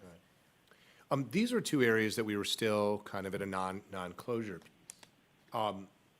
Just the boundaries, the layout of the district, the size of the district, the political map of the district. We did an initial, just a legal and tax feasibility. We spoke to our attorneys about any kind of changes and the state law and the state statute, and we shared that with the group. It's a relatively grueling road, and, you asked me as board members, well, what would be the purpose of reorganizing, redistricting, dissolving the district? And then we heard from the uncensored group ideas about how you could reorganize and how you could relook at sort of the demographics of the group. We just didn't, that was a place we just didn't land, the advisement from your attorneys versus that perspective. It's an open issue. For sure, yeah, that's, I mean, my notes were that we did look at it, and really, because of the tax rates and the population where the lines draw, it really doesn't work with any district necessarily perfectly. The only thing that would even come close would be Lincoln Way 210, but it would have to be their west building, which is the closest to the Homer Glen area. So then that creates an issue over there, and so it's a lot. It's not something that could never, ever happen, and that's where I think maybe we might disagree, but obviously, yeah. Right, For next year, for 3 years, it's not happening. Referendum, where we're going on a referendum, I think that between, in the conversation, I think you're seeing from your work in May that it's tough to get a consensus, so referendum's hard to get to. And so you don't have an appetite. You want to use that as a creative constraint and work, in a non-referendum kind of solution. The uncensored group understands, is interested in new construction and understands that would require by state law a referendum. Any kind of new construction, however small it is, an addition above our debt service limit, a standalone building would have to go to the voters. So that was just also another area. What's the forecast for that? When would the community be ready to be a consensus that it could pass, some kind of resolution? For sure. And it would, whenever we talk about new construction, I know that I myself, as well as some of the others, we sometimes feel like there's an apples to oranges comparison. We have Central, it is a freshman center. If we want to keep our freshman center, and it's important to who we are as a district, then, maybe we look into just a freshman center being built. It does not need to be a four-year school. It doesn't have to have everything that a four-year school needs, a full parking lot, a full football field. But, so there's new construction, and I don't think for some of the voters, it's not 100% off their radar. It's just, how would we use the money in the referendum? I know, as I had said many times, many of the people that I had spoken to, it was the fact that Central is so old to get so much money. If 5-10 years down the road, we need new state-of-the-art, different state-of-the-art type buildings, different classrooms. Are we really can we morph Central again and again? And is that the wisest way to use our money? So that if we went to a referendum and we had a long-term plan, we said, hey, this is what we're looking for, in 10 years, we want a new freshman center. I don't think it's off the voters' radar, so. And, I left this because we ran out of time, right? For sure. Things to keep on talking about, right? We're just not at agreement, and, probably what you're hearing from us is, I think both Tammy and I worked with the group to say these two aspects are very long-term. I mean, very long-term. For sure. And then just kind of wrapping up for the board, if you have any questions for us, two places where we have real agreement, which also makes this superintendent very comfortable, that we have real agreement in the room. I'm a fairly conservative person financially. Fund balances make me feel like we're always insulated from change. But there is an agreement that our current cash reserves, our fund balances, that there is a margin there that we can comfortably use that and confidently use that towards building facilities. The range of that, how much of that, how comfortable board members are, that would have to be something you have to decide.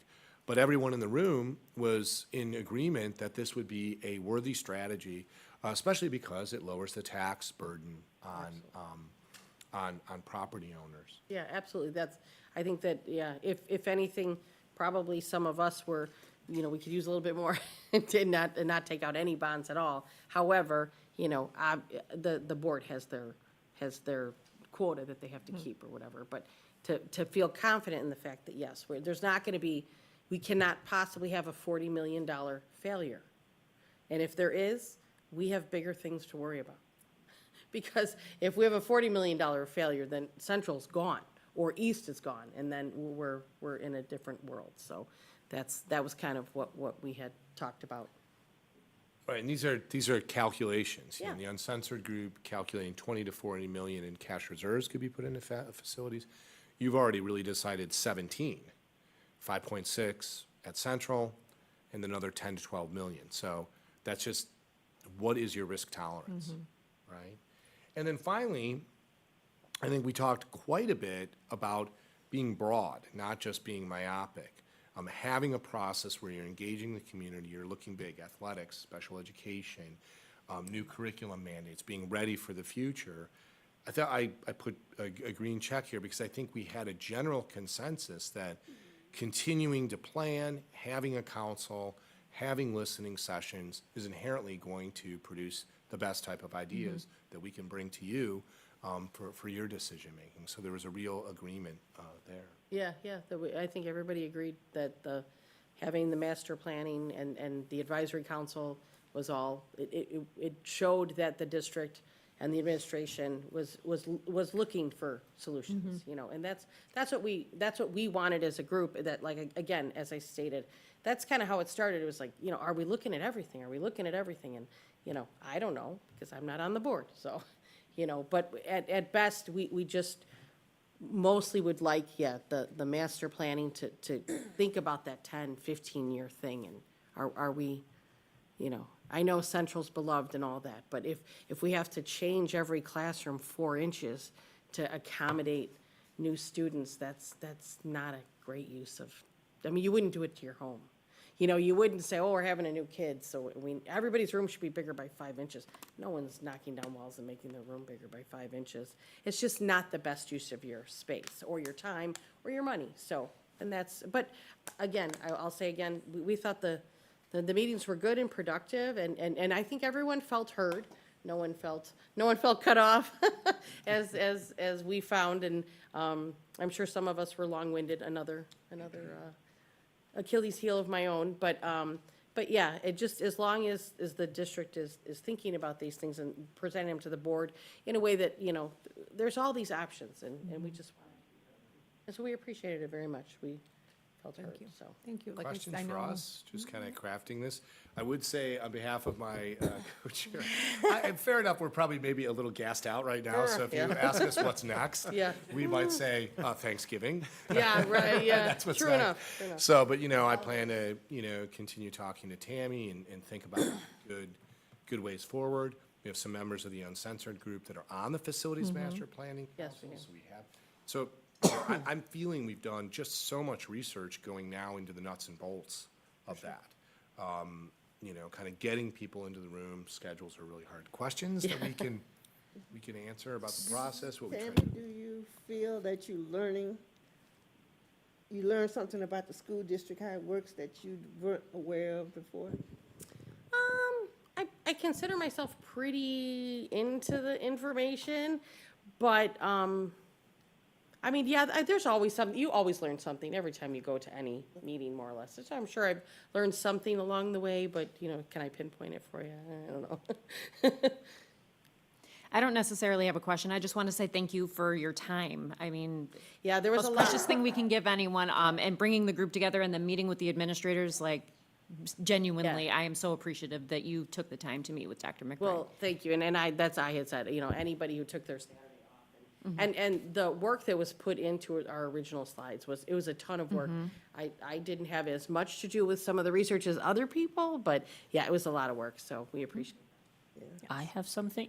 So from how you guys are speaking, I'm under the impression that there will be a third meeting. It just hasn't been discussed when it will be. I don't know if we need a full third meeting, or if we would do something a little smaller. I mean, I'm up for it, as obviously I'm a meetings goer, so. Yeah, and we're probably calibrating right now, and we haven't had this conversation and had it with the board, but I think one thing I'm thinking right now is, with the composition, one really important thing is, in this room on November 9th and September 7th, we had about half of the facilities master planning Yeah, it was quite a council few was people. there.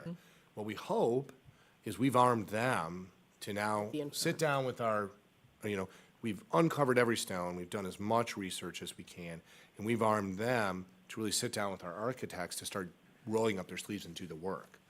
I could imagine down the line, like a checkpoint, a report to you as a board where they're going.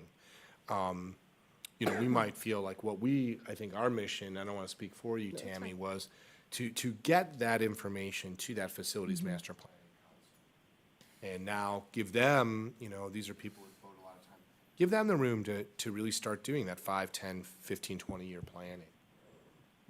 Yeah, I think all of this work is going to be a robust addition to the facilities planning group. And I certainly see that 5, 10, 15, 20, even beyond components of this being a part of the conversation. And I know with, you know, some of the other fellow folks that are on that commission, I know that they all take it super seriously. Yeah, and Which I that's good. appreciate. Yeah, absolutely. And to give up their Saturdays too, and they don't really have a piece of it, Yeah. but to just absorb the information is great. Yeah, no, absolutely. I agree. And it's a great feeling to feel as though, you know, the work wasn't for, you know, nothing. It at least it opened up some ideas, like Dr. McBride said, you know, unturned every stone. There was, you know, there's more than one path, and it's great that the district and the administration and the board is willing to at least listen to the stuff, and we appreciate that. Like I said, I attended both sessions, and I know that there was a lot of work involved into that. I mean, I had the slides there too, the presentations that you did, but yes, I know, and I appreciate, you know, both you, you know, the times that you took to work together to get this meeting, and I thank you, Candace, for keeping us on time. So it was really. Great I like the signs, I love the signs. But, So, you know, a very good start. I want to thank Tammy. Obviously, I do this as my job. Tammy's doing this as a a citizen, so the availability to plan. We spend a lot of time, hours we're not talking about to plan so that people could have a good experience. You know, a lot of head scratching to say, well, how do we think, like any kind of good meeting, so. Sure. So thank you very much. All right. Thank Yeah, you. Thanks. Thank you. Thanks, everyone. Thank you, Tammy. Thanks.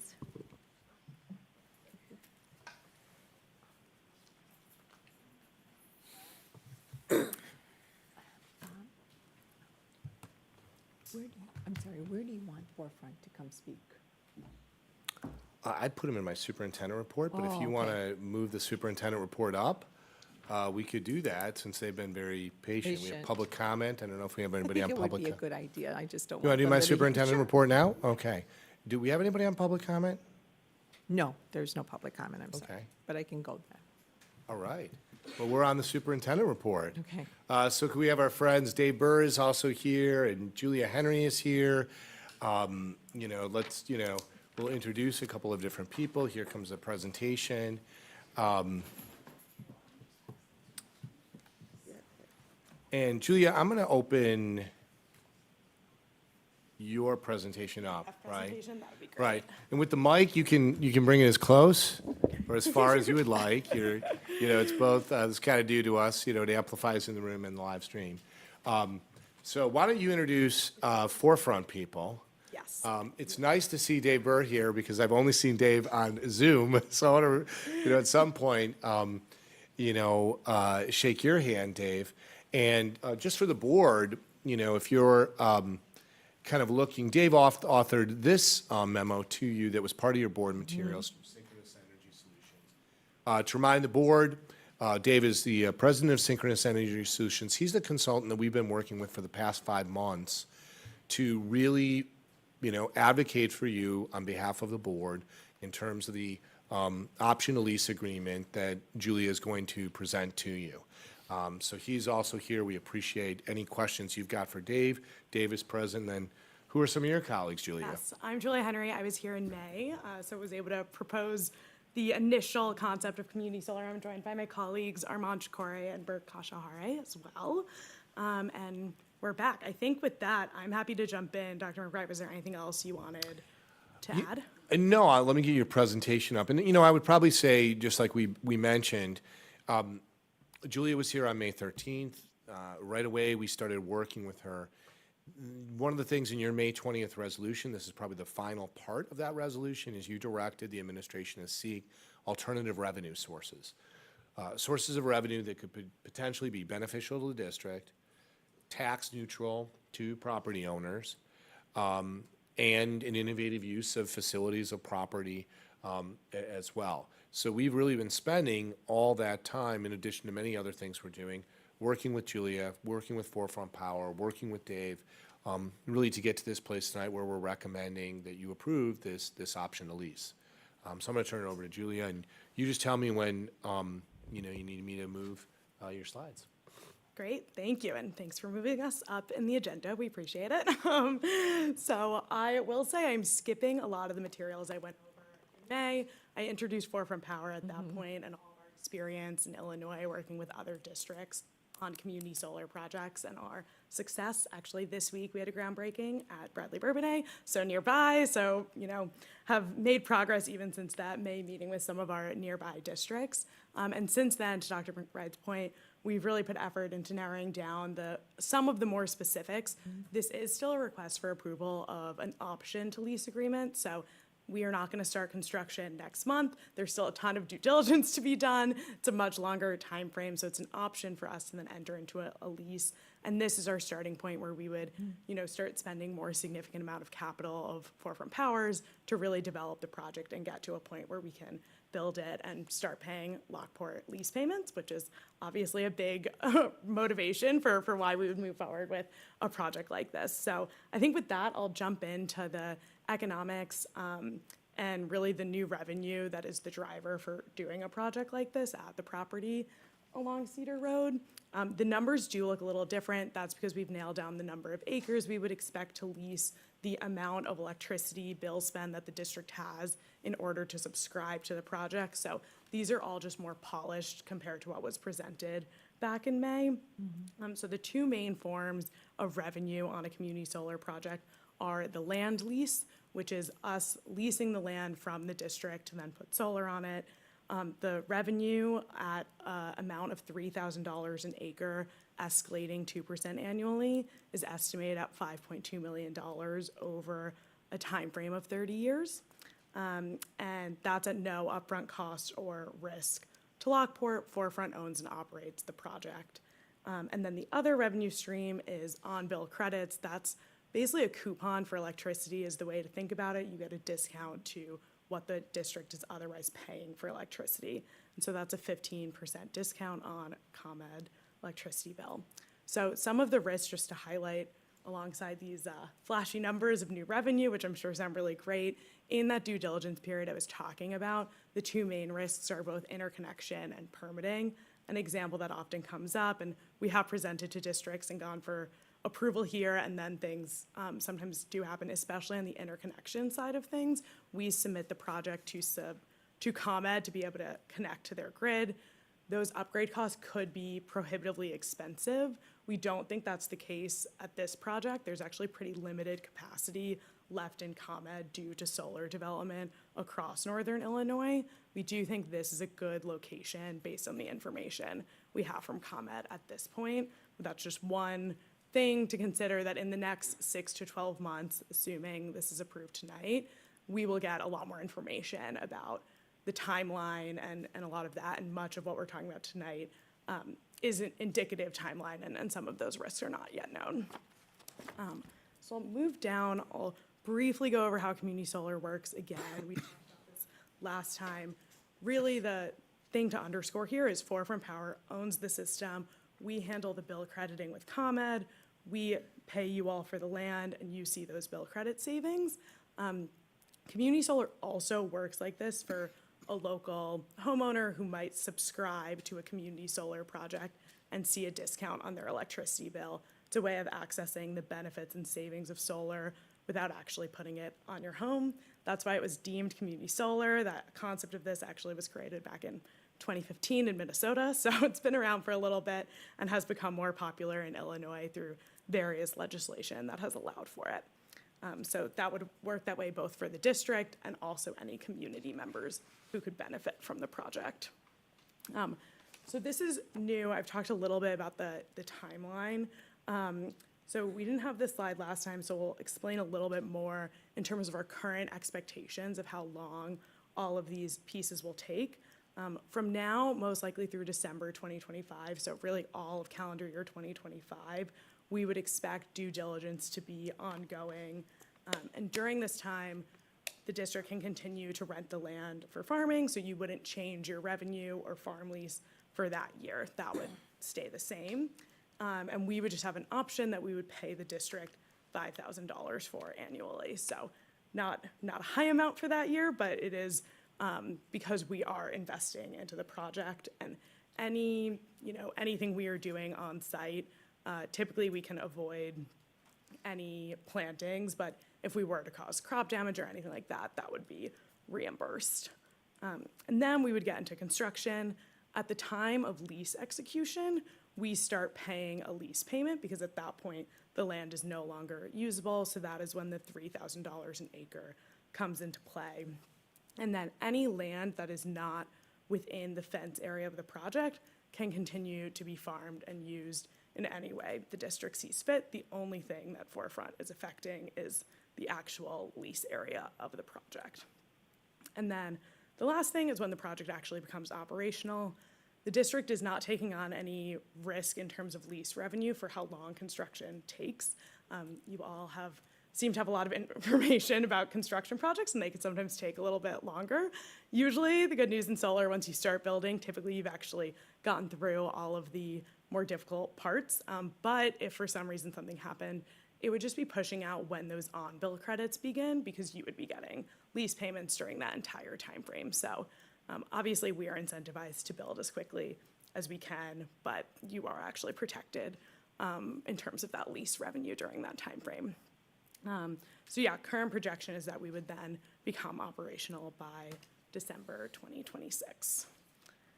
And then if we move down a slide, pivoting a little bit to some of the other benefits, electricity bill discounts. I was talking about how local homeowners can benefit on their electricity bill through subscribing to community solar projects.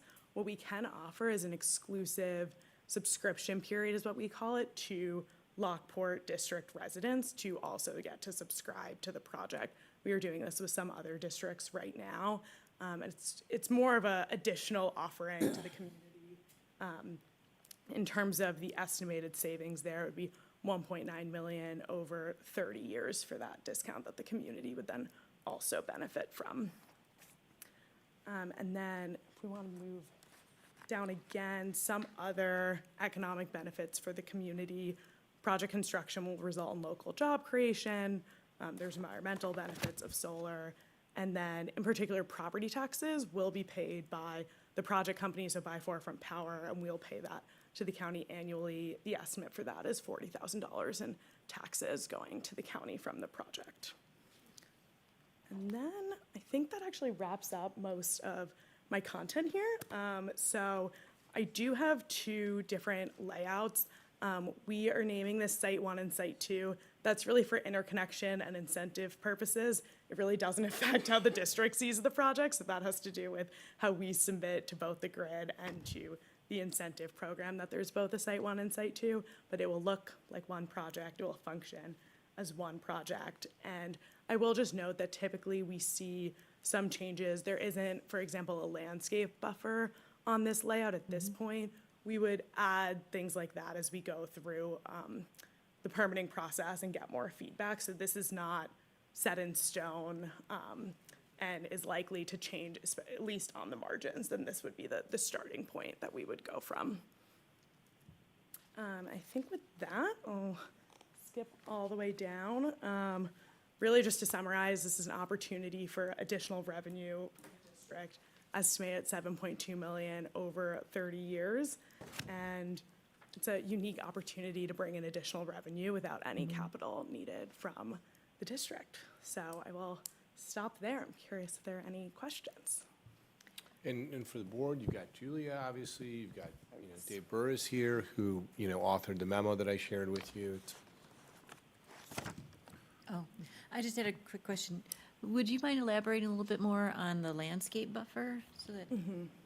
Yeah, so typically, this isn't on there right now, but what we often see is a request to either shield to nearby homes or to a road. That would be, I think, 6 to 8 foot shrubs that would go along a fence line.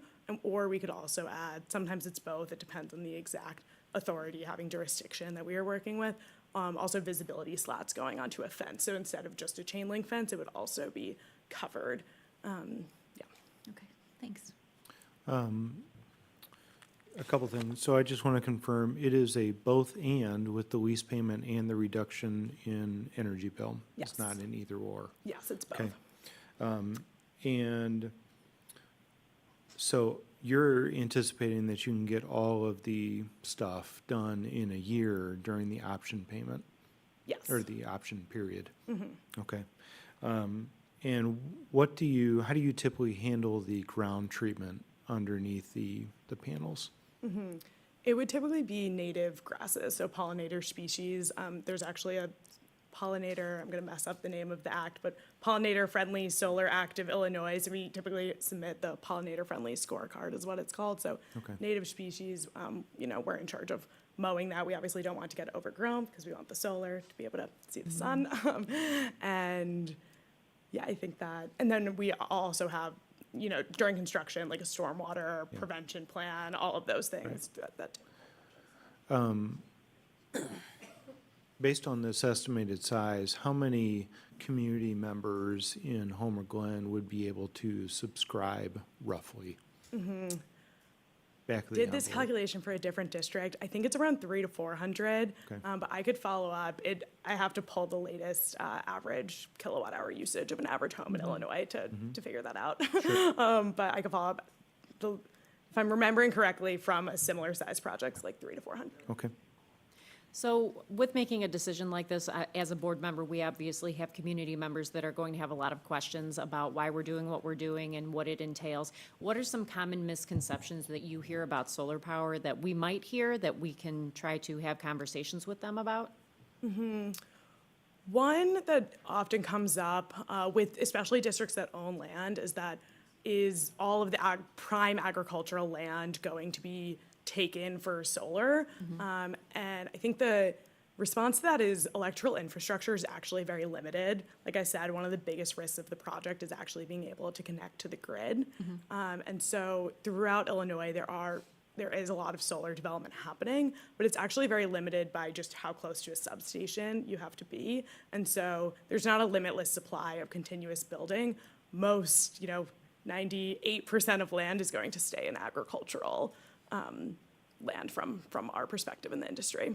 Okay. And some people may think that solar actually is detrimental to the environment. And like, how would we combat that or talk to people about that?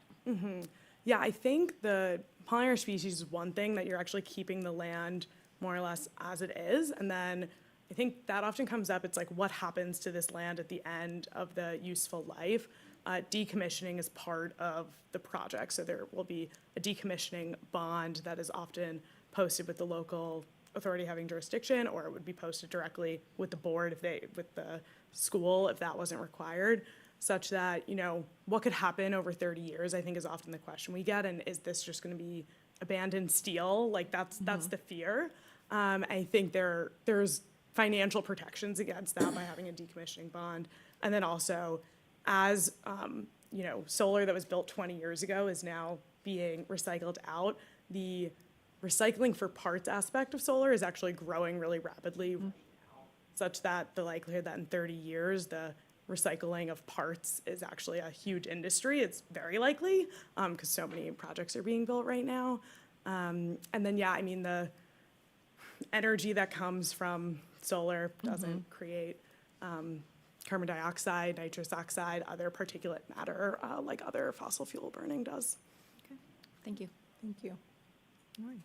What is the lifespan of the solar panels? Like, would it be 30 years? Yeah, useful life for solar panels is actually closer to 35 to 40, but for the purposes of this project, we're assuming 30 years. Gotcha.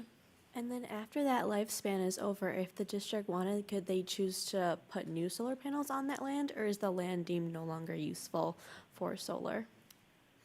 You could do a whole new project, but it's most likely that you'd actually have to remove everything. I will say, part of it being a new technology, difficult question to answer because most people haven't actually, the projects that were built 20 years ago is really, that's sort of happening right now of what do you do. But yeah, theoretically you could just build a new project. but yeah, you would probably need all new materials. But the land itself wouldn't, no longer be eligible for solar. But the goal and what's included in the contract and assumption is that you would actually put the land back into agricultural production.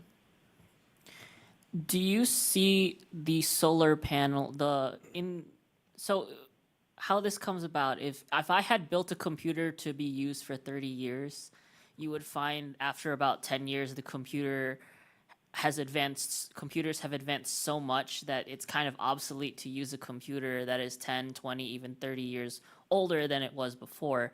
Do you see these solar panels at some point advancing to the point where we would be competing, like we would just be completely outcompeted with newer solar panels? Yeah, we have not, there has been a scale of technology, Yes. increase in solar, and most of what we see is actually that panels themselves, you can get more production over less surface area.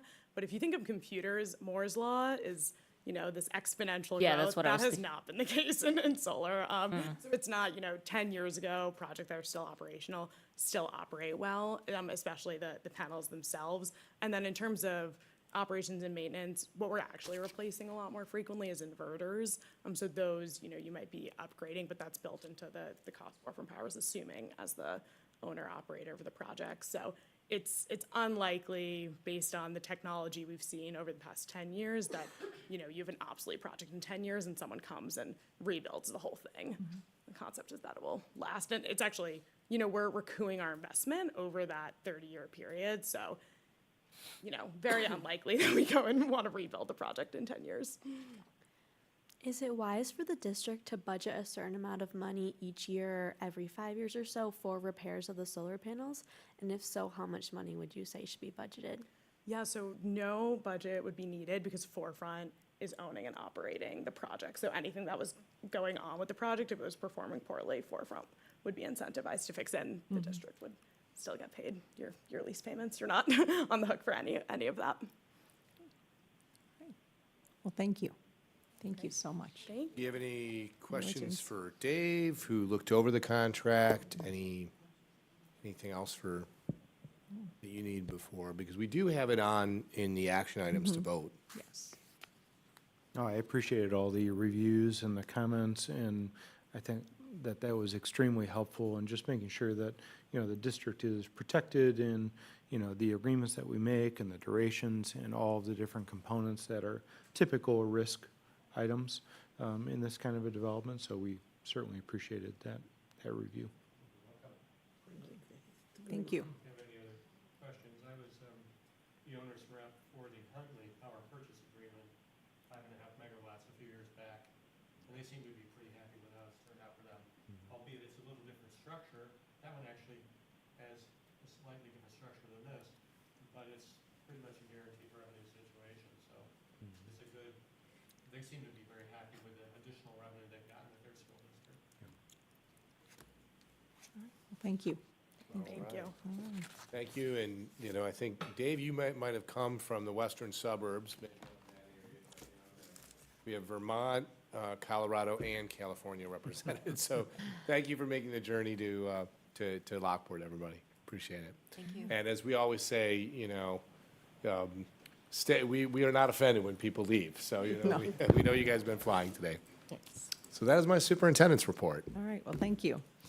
All right, and then moving back onto the agenda, there were no communications and no freedom of information requests. So moving on to our approval items. All right, do I have an approval I'll combine those both. Do I have a motion to approve the minutes from the October 21, 2024 board meeting and the closed session meeting minutes of October 21st, 2024? So moved. Second?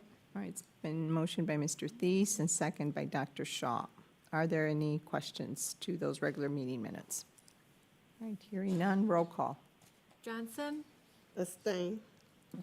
Navarro, Yes. Shaw, Abstain? Travis, Is he there? It's Ian. Michael, are you on? Probably got. Teese, Yes. Garrettson, Yes. Lopez Caniva. Yes. Okay. All right, moving on to our board expense, we have none. And then our treasurer's report. Go ahead. You got closed session, don't you? Sorry, Did you do the closed session? or Closed did you session combine minute. them? She combined them. she combined them. Yeah. I they're combined them. fine. Thanks, everybody. Thank you. Have a good night. Thank you. Yeah. Night.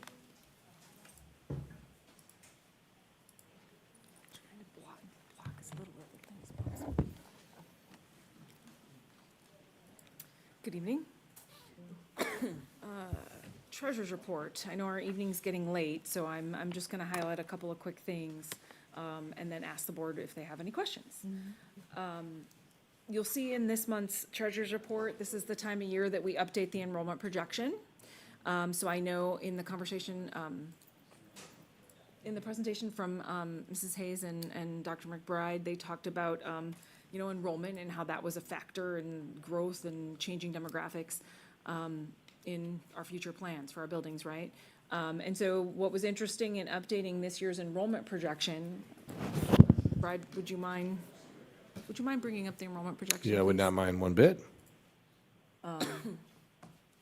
Something that was interesting as I updated it with this year's figures collected from our sender districts is our projections are like they're kind of right on where we expected them to be. If you look at our enrollment for this year of 3678, last year it was projected to be 3689. So we're just a hair short of that. And then last year's projection for the next 4 years was 3626 for fiscal year 26, and this year's projection is just a hair under that. And then it's right on for the next year, 3526, 3525. So my point is that it's kind of fairly consistent, I guess is what I'm getting at. Where we expected to be previously, it's a tick better in the fourth and fifth year out. But we're pretty much leveling out like we talked about. It seems to be hovering around that 3,500. As we get closer to that, it seems to be coming true, I guess is what I'm getting at. If you look at our feeder enrollment, our center schools, it's pretty flat for everyone, except for our private school centers. Their enrollment has dropped significantly over the last 5 years, but all the other center districts are somewhat stable. District 91 has had a little bit of decline, but the rest of them have been pretty stable. So that enrollment projection, I think, just supports where we're going with the work we're doing with facilities. There were no surprises in that. The other thing I just want to highlight, because the rest of the reports are the typical reports. They're showing our status where we are right now with all our finances. Upcoming, you're going to have some other resolutions for future. I like to point some of that out. Later in the agenda tonight will be the tentative tax levy, and then the final tax levy will be next month, along with the abatement resolutions to be able to abate the debt service payment for the 2024 tax year. We're potentially looking to, that might be Mr. Travis trying to call back. Mr. Travis. Potentially looking to have a recommendation for the Director of Facilities for December, but that's a very close meeting. It's a short meeting. So it'll be either December or January. That's why it's tentative there. One of the other things that the board will be asked to approve is a new copier lease. So all our copiers are on, and this is a large chunk of the machines, but not all of them. They're on cyclical leases. And we just went through a analysis with the assistant principal, director of technology, our consultants from Xerox, formerly Martin Whalen, and Mr. Bartley did a great job of going through the buildings and talking with Central as well about where teachers really need machines. So we did an analysis there. The good part about these Xerox copiers, you talked about the technology. Things come down in cost, right? It's similar copiers, but they come down in cost. So we've been able to usually add a copier or so here and there, and that's what's going to happen here without significant cost increase, right? So the expectation is we're going to get rid of some HP printers, add a couple smaller copiers, and still come out to a similar copier lease and maintenance agreement, because there's a, coupled with the lease is a maintenance agreement that covers the toner and maintenance on the machines, right? So that we don't have to pay repair costs typically, as long as we stay on the maintenance. So that's coming. I just want to mention that to the board as well, so that there's a little bit of preview. And then, coming in January, we're going to start to talk about next year's budget already. So does the board have any questions about any of the normal treasurer's reports? Or any of that upcoming stuff? No, thank you. Dr. McBride or President Kniva, do you want me to answer any questions on the tax levy while I'm up here, or do you want me to come back when you're at that point? Does anyone have any questions on that tax levy? Ken? You'll see the tax And levy the is down in tentative. your approval items. And you're approving the tentative tax Yeah, levy, so, the final levy that you will approve will be in December 16th. So we could I tackle will- that now if you have questions, if you feel. I do have a couple, so Sure. if you want to do them now, we can. Sure. We previewed it at our Finance and Facilities Committee meeting, and there were a couple things that came up that I just wanted to see if you could kind of outline for the community to make sure that, when they preview it or look at it, that there's some context around it. Could you explain what new property means, as that impacts our levy? And then the other item is in relation to some typical revenue sources that we do get, changes that have happened to those revenue sources, such as the corporate personal property tax income that we typically get, but there have been some modifications to our expectation for that in the coming year. And then I think also from a context standpoint, I think it would be helpful if one of you two would kind of go through some of the changes, whether you want to call them unfunded mandates or just simply necessary things that have impacted our budget as well, which obviously then falls directly into the levy. Those three things, if you could go over those, that would be great. Sure. I'll start with new property. So definition of new property is generally new construction, right? So it's a piece of property that's now developed and now has property taxes, assessed on it, right? In our area, some of the bigger things that came on the tax rolls, which is why I originally estimated 20 million and then got an estimate from the assessor that, no, it's gonna be more like 40, closer to 40 million.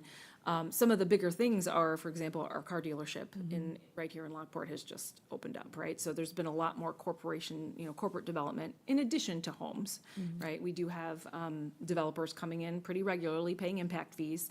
So there are homes being developed still as well. But the bigger dollars on the new property tend to be some of these bigger corporations. And, so that's the new property piece. These pieces of property are being assessed taxes in our area for the first time on the 2024 tax levy. And so because it's brand new, it's outside of that limitation of tax caps. That tax cap limitation is intended for existing properties so that we can't exorbitantly tax the existing taxpayers. So and what happens then is the new property gets just matched, right? So their increase can't be limited because they didn't have one to start with, if that makes sense. Yep. Yeah.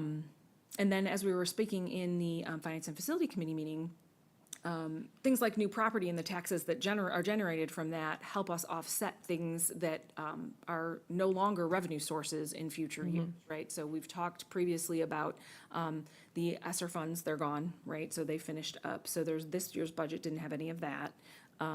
It didn't affect our operating budget as much because we didn't use it for a ton of things that were regular items. But it is a revenue source was in last year, is not in this year. Could you explain what ESSER funds are for those that don't know? Yes, sorry, that was I don't remember what ARP stands for. American Recovery Program. Thank you. I'm just gonna say another acronym, it doesn't help, right? As a result of the pandemic, federal funds given to school districts to help offset some of the costs related to pandemic. And specifically, these funds were, there was a big chunk of them focused on education loss, right? Learning loss. and what the district was going to do to combat that, right? So Compass was actually a part of that, to be honest. And Hello? then- oh, Hey, you're here, Mr. Travis. The, another Okay. revenue source that actually Hello? Yep, we got you. that changed Okay. drastically. Sorry, I should probably speak a little closer to the mic so Mr. Travis can hear me. Another piece that, of revenue that drastically changed from pre-COVID to during COVID to now coming back to pre-COVID levels is the corporate personal property replacement tax. It is a tax on corporations' income, and it kind of, I don't want to say skyrocketed, but it did have a large jump during COVID. Not quite sure I can explain why, but it did. And so now it is dropping back down to pre-pandemic levels, which, you know, we got about $1 million, little over $1 million before. Through the couple pandemic years, we got $2 million, and now it's back down. So that's, you know, kind of $1 million swing. There are other small revenue sources, but those are a couple of the bigger ones.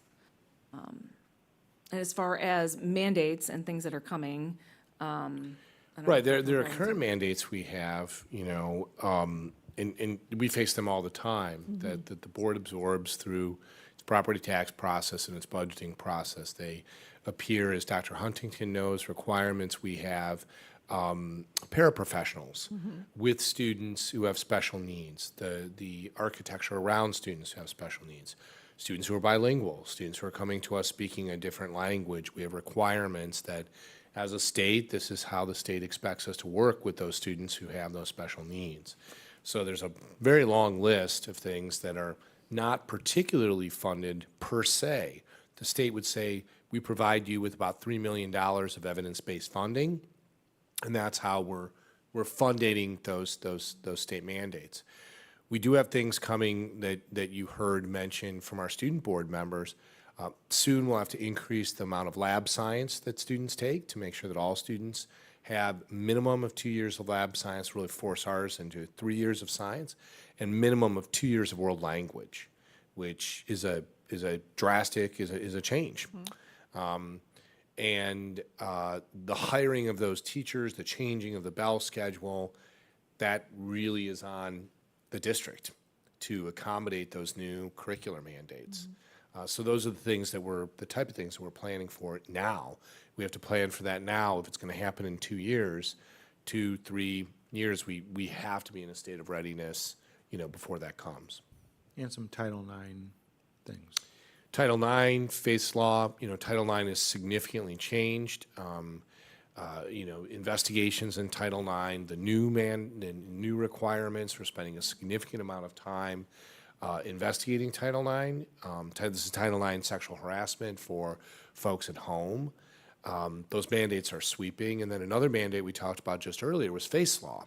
And that's a far, far deeper background check than we've ever done before. Not just a criminal background check, but it's an employment review, going back for employers to make sure that there hasn't been any kind of impropriety that a person who's applying to be in our district has been involved in. But to go back for employers requires quite a bit of digging and research. No, I appreciate that. And, you know, as we were talking about it at our finance and facilities meeting and comparing it to the year-over-year change in the budget of just a smidge under 2% from last year's budget to this year's budget, you know, I certainly appreciate all the administrative staffs, our union, able to not only serve our teachers well as it relates to their new contract, but also manage our staffing so that, you know, our staffing numbers, which is by far the most expensive portion of our budget, remains pretty static, so that we can accommodate some of these things that have come down that we need to accommodate in some fashion, whether it be through additional staffing or more resources or different things like that. And so I'm very, very pleased that we were able to keep that year-over-year budget to just that increase. But I wanted to talk about those changes from a revenue standpoint, because that does impact the levy then. So, you know, if you try and compare a year-over-year budget change with the year-over, or with the upcoming levy, there are some differences because of the way that shifted. And so I wanted to make sure that we walk through all of that so that was clear. Okay. And as it has in the past, based off of your projected tax rate, from what I see here, we're expecting the tax rate to possibly go down again? Correct. It is expected that the tax rate will go down. There's actually a new exhibit that I put in the board packet this year with an attempt to kind of show what, a levy impact, how a levy actually impacts our taxpayers, right? And so there were examples of homes in Lockport Township and in Homer Township that kind of give an illustration of what our levy this tentative levy is expected to do for a taxpayer's tax bill. And the rate, our current tax rate for 2023 is 1.8792, and it's expected to go down to about 1.76, 1.77. And of course, this is not including any debt service levy, but the board is expecting to abate debt service levy, so that wouldn't add on to that. If the board was not abating the tax levy, then the total tax rate on the tax bill for the taxpayer would be 1.768 plus that. There will be a small, tiny addition. There is a law a recapture law that allows that we don't really have control over, that really has, it's intended to, when taxpayers appeal their taxes, appeal their assessments and things, and an award to reduce taxes is done after the tax bills are already done, we end up losing revenue, right? So what happens is the county treasurer will just reduce our payments that they're giving us. So that money has been lost to taxing districts in the past. But a couple of years back, there's a recapture law that was put into place that the county automatically, I think it's a couple years back, so it's like on this year's tax bill, there'll be a 0.06 or some small amount added back to try and recapture some of the stuff. Because what would happen is if those appeals were done before the tax bills were actually issued, there would be no loss of revenue to the district. It just gets redistributed. So it's intended to kind of prevent the timing being an issue to the taxing body, if that makes any sense. So my whole point in saying that is the 1.76 may not be the exact number. It might be 1.80, it might be 1.78, but this is the estimate. It's our estimate. So And I'm sorry. when our community members are looking at the fair cash value versus the assessed value is what they should be looking at when it comes to their taxes. So going on Zillow, seeing my house is worth this, it's not taxing that amount of money, it's the assessed value. Right, what would really help them is to go to the same exact place that I got this information. Which if you go to the tax websites, and actually I'm gonna tell you exactly what the site is. And as you look at this, I think what this illustration is helpful is where you start Lockport Township, Homer Township. 2023, this is a real home, increased in fair market value. Then the assessed value is 33% of that home. You have a state multiplier that's just thrown in. Now here's your total equalized value. So the homeowner in Lockport is being taxed on $95,000 of property, and the homeowner in Homer Glen, $130,000. You have a residential exemption. That's a tax break in the state of Illinois, bless you. So now you have your real taxable value. When you get to the real taxable value, that's where our rate is applied.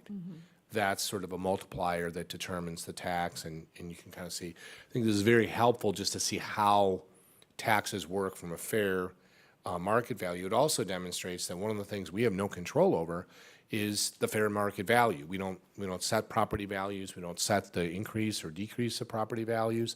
And that's the single biggest driver. Technically taxes would be going down if everybody's property values remain the same.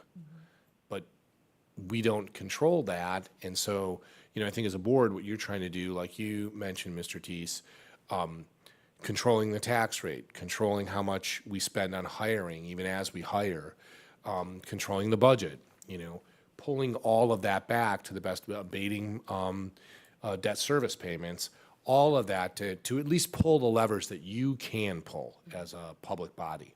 But there are levers you can't pull and you don't pull.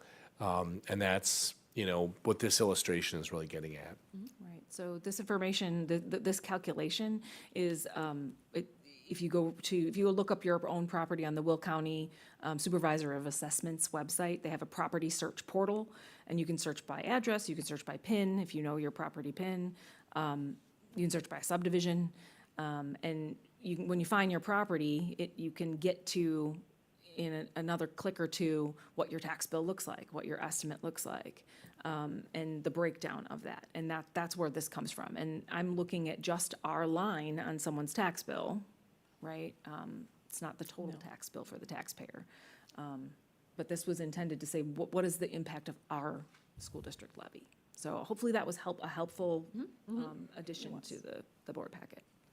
And there were two graphs that we talked about at the Finance and Facilities meeting related to where our tax rate is in comparison to our 17 comparable high school districts. And then also Stephanie had looked up related to where we are in the overall state. I was wondering if you could share those items. Yeah, so the 17 you're referring to, or 16 or 17, is the high school districts in DuPage County, Will County, and Cook County, just the high school districts. And our tax rate for 2023 was the second lowest. Previous to that, it was the lowest. Second lowest in the whole state? Second lowest in the 17 or 16 school districts in Will County, Cook County, and DuPage County. It is the fifth lowest of all the high school districts in the state. So it's. So for comparison's sake, if we were to take our homes and place them in another county, in another school district, essentially, the amount of money they would be paying in taxes to those school districts would be higher. Correct. Okay. And somehow I uploaded a PDF and my graph disappeared from the PDF. So I will, dive around in my Google Drive if you'd like me to find that. No, it's fine. But I think it speaks for itself in terms of our position relative to other high school districts. Right. Just about as low as we can go.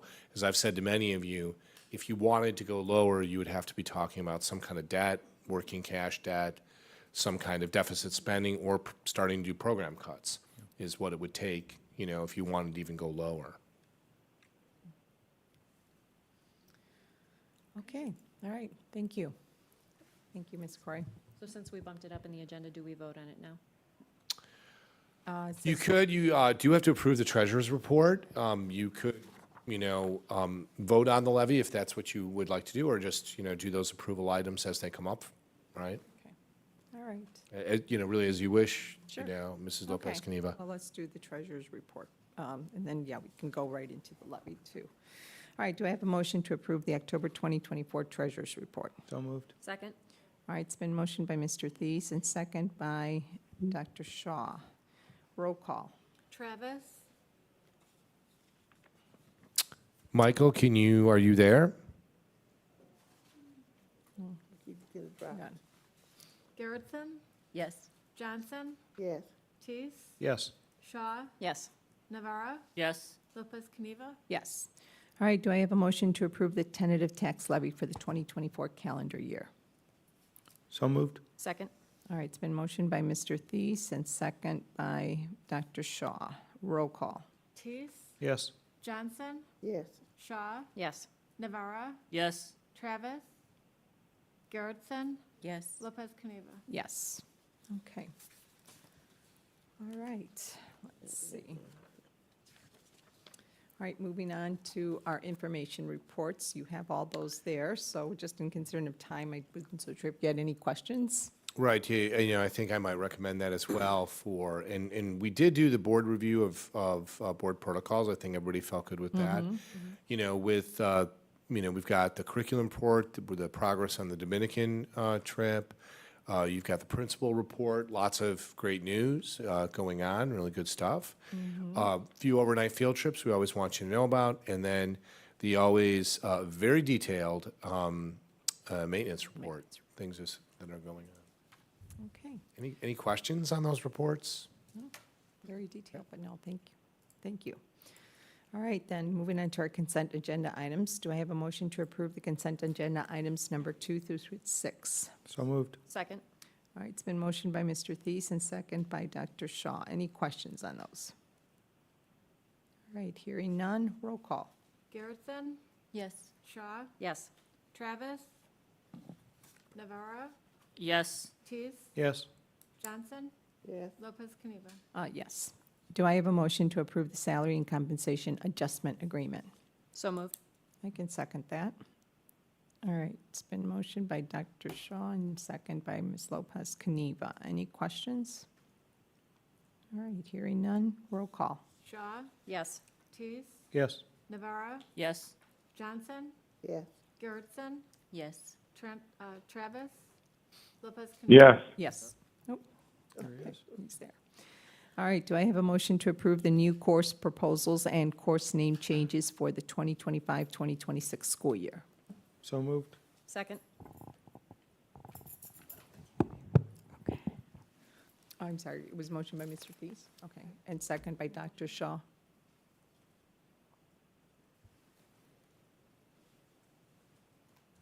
Okay, any questions? All right, roll call. Johnson, Yes. Navarro, Yes. Shaw, Yes. Travis, Yes. Tease, Yes. Garrettson, Yes. Lopez Caniva. Yes. Do I have a motion to approve the 2-year lease for 2 14-passenger activity buses? So moved. Second. All right, it's been motioned by Mr. Thies and second by Dr. Shaw. Any questions? I thought we were doing 6-year leases. These are the activity buses, not the actual school buses. So these are the short, we lease the short porter buses. We do on a 6-year rotation, the long, school buses. All right, roll call. Navarro, Yes. Travis, Yes. Tease, Yes. Garrettson, Yes. Johnson, Yes. Shaw, Yes. Lopez Caniva. Yes. Do I have a motion to approve the option to lease from Forefront Power? So moved. Second. All right, it's been motioned by Mr. Thies and second by Dr. Shaw. And I guess Ms. Hendry, is that her last name, right? Right, yeah. Yep, you I got guess it. she answered all our questions, so roll call. Shaw, Can we, before we continue, can we make it the discretion that we are not currently voting to approve the solar panels? We are just voting to have the option to? Can we make that distinction? That's what this is. This what is this Yeah, is. just, It's just already to, there. just to reiterate to the public, just in case. So we're not approving the solar panels currently, we're just opening the option to. I think he wants the wording changed. Yeah, no, just to clarify the wording, just just so that the people aren't, Labeled as the option to lease. yeah, it that, is. that's what it means, that we're not, what that means, does that make Yeah. sense, the clarification? All right. All right, roll call. Shaw, Yes. Tease, Yes. Navarro, Yes. Johnson, Yes. Garrettson, Yes. Travis, Yes. Lopez Caniva. Yes. All right, do I have a motion to approve the construction management contract from Berglund Construction? So moved. And I can- Second. Oh, go ahead. All right, it's been motioned by Dr. Shaw and second by Mr. Thies. Can I just ask one question Sure. of go our ahead. colleague in the back?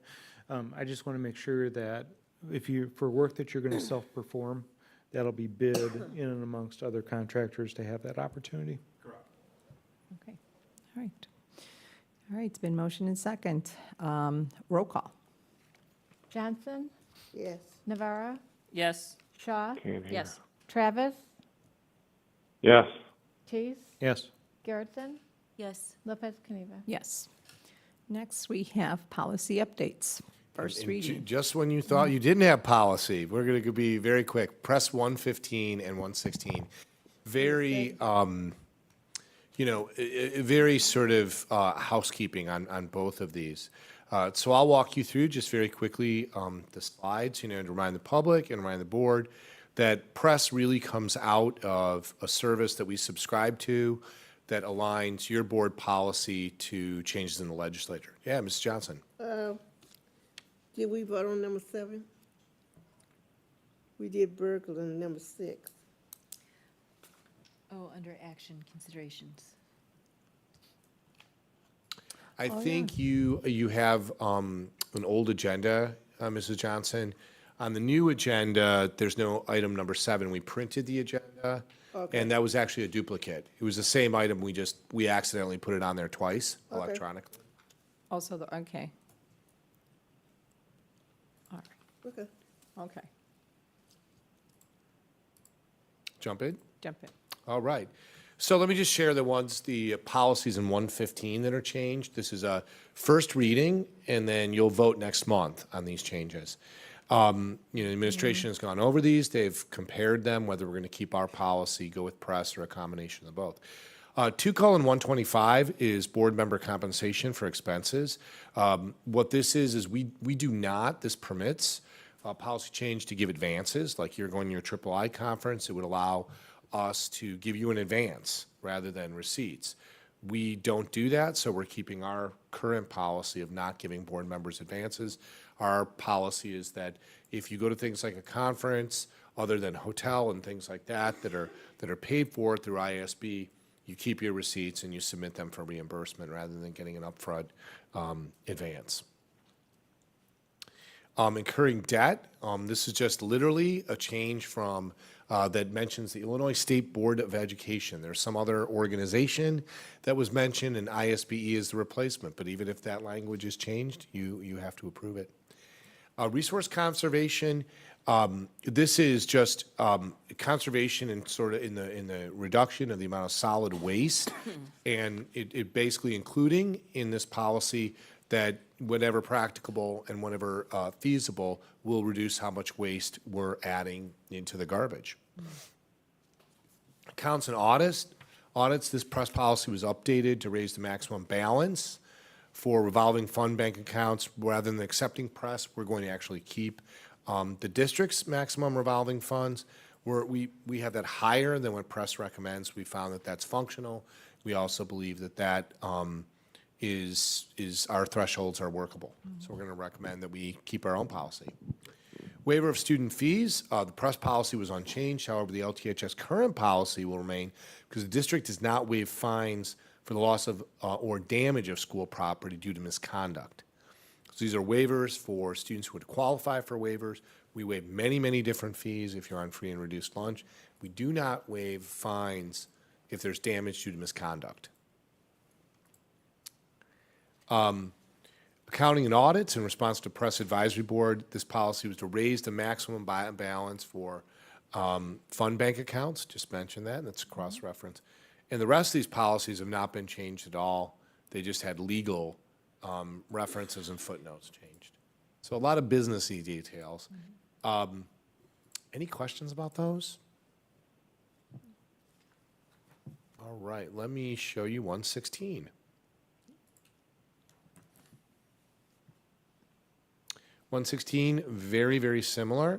A lot of this is changed to the new updated 2024 Title IX guidelines. This adds basically in the Title IX coordinator and the uniform grievance policy any allegations based on race, color, national origin, and the role of the non-discrimination coordinator. So this cross-references, it puts language in that cross-references all the other policies that do non-discrimination and Title IX and updates that language. The key language is race, color, or national origin. It's kind of an expansion. Title IX grievance procedure, this is rewritten. There's a lot rewritten. There are new 2024 guidelines. There were so many rewrites that I couldn't put it in one slide. This is one of these. This is federal law. You don't really have a choice but to comply. So we just left it with, it was rewrited and cross-referenced to update the current federal regulations. Mr. Teese referenced that. There's a tremendous amount of work going on in Title IX sexual harassment. 5:100, this was a policy was updated in response to new regulations, just bringing in that we are required trauma-informed professional development, looking at the whole child, Title IX training. We have to enroll in our professional development work. 7:20, harassment of students, prohibited. This has updated language that includes district employees, agents of the district, or student to student. So it's adding in that employees and agents also fall within this and fall under Title IX as well. 7:185, dating violence. This was updated to align with Title IX and the grievance procedure, that dating violence could fall under Title IX sexual harassment. Absenteeism and truancy, I'll make a special mention of this. Every 2 years, I'm required to share that we have an absentee and chronic truancy policy. So unless you have questions on 116, I'm gonna exit out of that and let you know that we have a policy. There's no changes to this policy, but the board has to be aware that this policy exists. We have a compulsory school attendance policy that we use every single day. Our attendance, we have a whole office that does compliance on this to make sure that students are attending school. It is compulsory. We had an interesting question that went to all of you. I'll answer it directly, but we have 529 senior spots. How many permits have been sold? How many what? Permits. We have 529 spots for seniors. Parking. For parking. Parking, yeah, thank you. How many of those parking permits have been sold? To seniors or just in general? To seniors, To all of because them? we're not doing junior permits. 400 No, plus. the answer is already, 400,000. all of 400 them, plus, right? 400 plus. So we have not done a junior lottery because we had 529 purchased. Do some quick math. Seniors, many of whom are 18, compulsory attendance a little bit less, and our seniors are our worst offenders. If every day, excuse me, Avery Kalala, what was that look? If every day we have 3 to 5% of our seniors are absent out of, let's say, about 1,000 students, right? You're going to have about 30 to 50 spots that seem open. They didn't come to school. And so I'll answer that, but that is a dynamic that we deal with parking because we're not like an airline where we deliberately overbook. So it's an interesting question you received about why not. Someone's visually seeing what I've been seeing, is there's spots open. Why don't we fill those? But it's very difficult because we can't predict, seniors who are going to be absent. So this is just a policy that deals with process, requirements, and it solidifies that if you are 17 years old or younger, education is compulsory for you. The state has put a big emphasis on chronic absenteeism. We have some questions about that. If you miss, there will be somebody at this table, I am sure, that's going to be listed as a chronic truant, chronic absent, not truant. Anybody want to guess who it is? A chronically absent. School. At this table? Avery Kalala will be chronically absent. Because, not chronically truant, but I suspect you've already missed 5% of your senior year. I have no idea. Right? And you've been excused, right? But the state currently, when Avery, as president of Skills USA, is going to a 3-day conference. On Friday, she's going to the student version of III. The state doesn't discriminate. They just say she's out of school. And this year she has obligations that will take her out of school, and she'll keep up with her grades and she'll do fine. But, part of this cross-reference is if she misses more than 5%, excused, made it up, she's still chronically absent. And the state has really made a post-pandemic emphasis on this. Wow. So we know you're doing the job, Avery. I suspect your friend Mia is not far behind you, right? Am I wrong? You're both doing some very extraordinary things that take you out of school. And you're great at making up for it, but this is also part of what is in absentee. Any questions about how we handle attendance? Do we still have a truancy officer? The county does. We have 4 truancy officers. Brett Gould is one of them. But the reach is difficult. This is one of the reasons why, Luann, we're doing this pilot, to have a student advocate with the ROE, so that you can have someone working one-on-one, and one of the things is attendance is one of the things we're going to look at most. Is there a way that we can get a student who's a chronic truant, not a chronically absent? So what happens if you meet, what happens again if you meet the 5% absenteeism? You're listed as chronically absent. So what happens if you're listed as chronically absent? It's on our school report card. We report it to the state, and then it comes back in our school report card that everybody gets to view, so it's part of the. So if you see across the state, you know, we are listed right now as 21% of our students are chronically absent. And that is alarming, right? That's, oh my, 21% are chronically absent. And you go to other school districts, 39%, 40. It does not discriminate whether you go on a field trip, that tally, you miss 7 classes, that goes to that tally. You go to a 3-day Skills USA conference, goes to that tally. And if you hit 5%, whether you make it up, whether you're excused or not, you're chronically absent. So it's something we're wrangling with in the state. It just doesn't seem like it's an accurate depiction of really what's going on. So I'm just doing some quick maths in my head. I might have some of the numbers off, but I believe a student is in school 185 days of the 365 days, correct? 185? 176. 176. So for them to miss 5 days is roughly 9 days? If they miss more than, for 5% is 9, right? Yeah. So if they miss more than 9, they would be listed as chronic. Okay. Throughout the entire senior year? Yes. You're throughout the year. chronically, so if you miss 40, Get that on camera. Get that on camera. Switch. Ms. Kalala, is there something you want to tell us?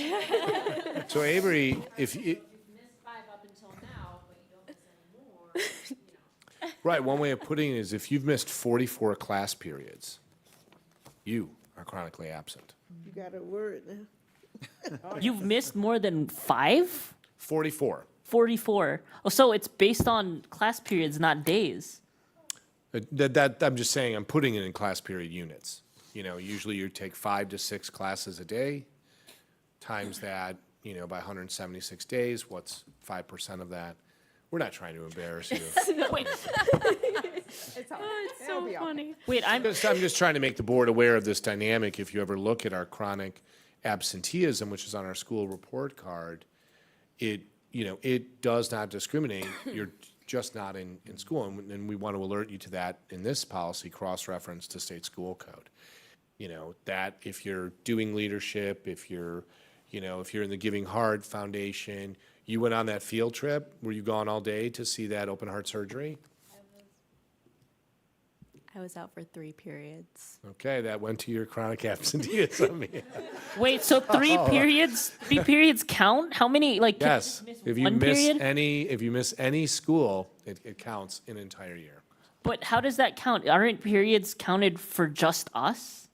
Like, there are some schools that only have 5 periods. All right, second. We can talk about this later, okay? Very Sorry. confusing. It's okay. All right, announcements. Okay, announcements. You've got, you know, lots of events coming up. We always welcome board member, you know, we've got Triple I this week, Thanksgiving break, but you've got some real events I would really recommend that board members attend. Wear your board member badge, introduce yourself to people. People really appreciate seeing board members at these events. December 6th, Veterans Night. That's really a 5:30 to 6:30 event. It's probably one of the most stirring things we do. You know, we get upwards 120, 130 veterans. Last year, we had 3 World War II veterans. Amazing, right? Just a great time to celebrate our veterans in our community. Madrigal's performances, fabulous. If you didn't see the email about it, we can also help you out with that. Holiday band concerts, December 12th, always a great fun time. And then December 17th is the holiday choir concert. And then the foundation has a number on the weekend of sort of the 20th, 21st of the Nutcracker, 19th, I believe, 19th, 20th, 21st. Another community event where you just get lots of community people coming in. Okay. All right, do I have a motion to adjourn tonight's meeting? So moved. All right, it's been motioned by Mr. Thies and second by Dr. Shaw. All in favor? Aye. Aye. All right, regular meeting adjourned. Good night, Michael. 48. Bye, Michael. Good night. Good night, Good Michael. night. Thank you. Good night. Thank you.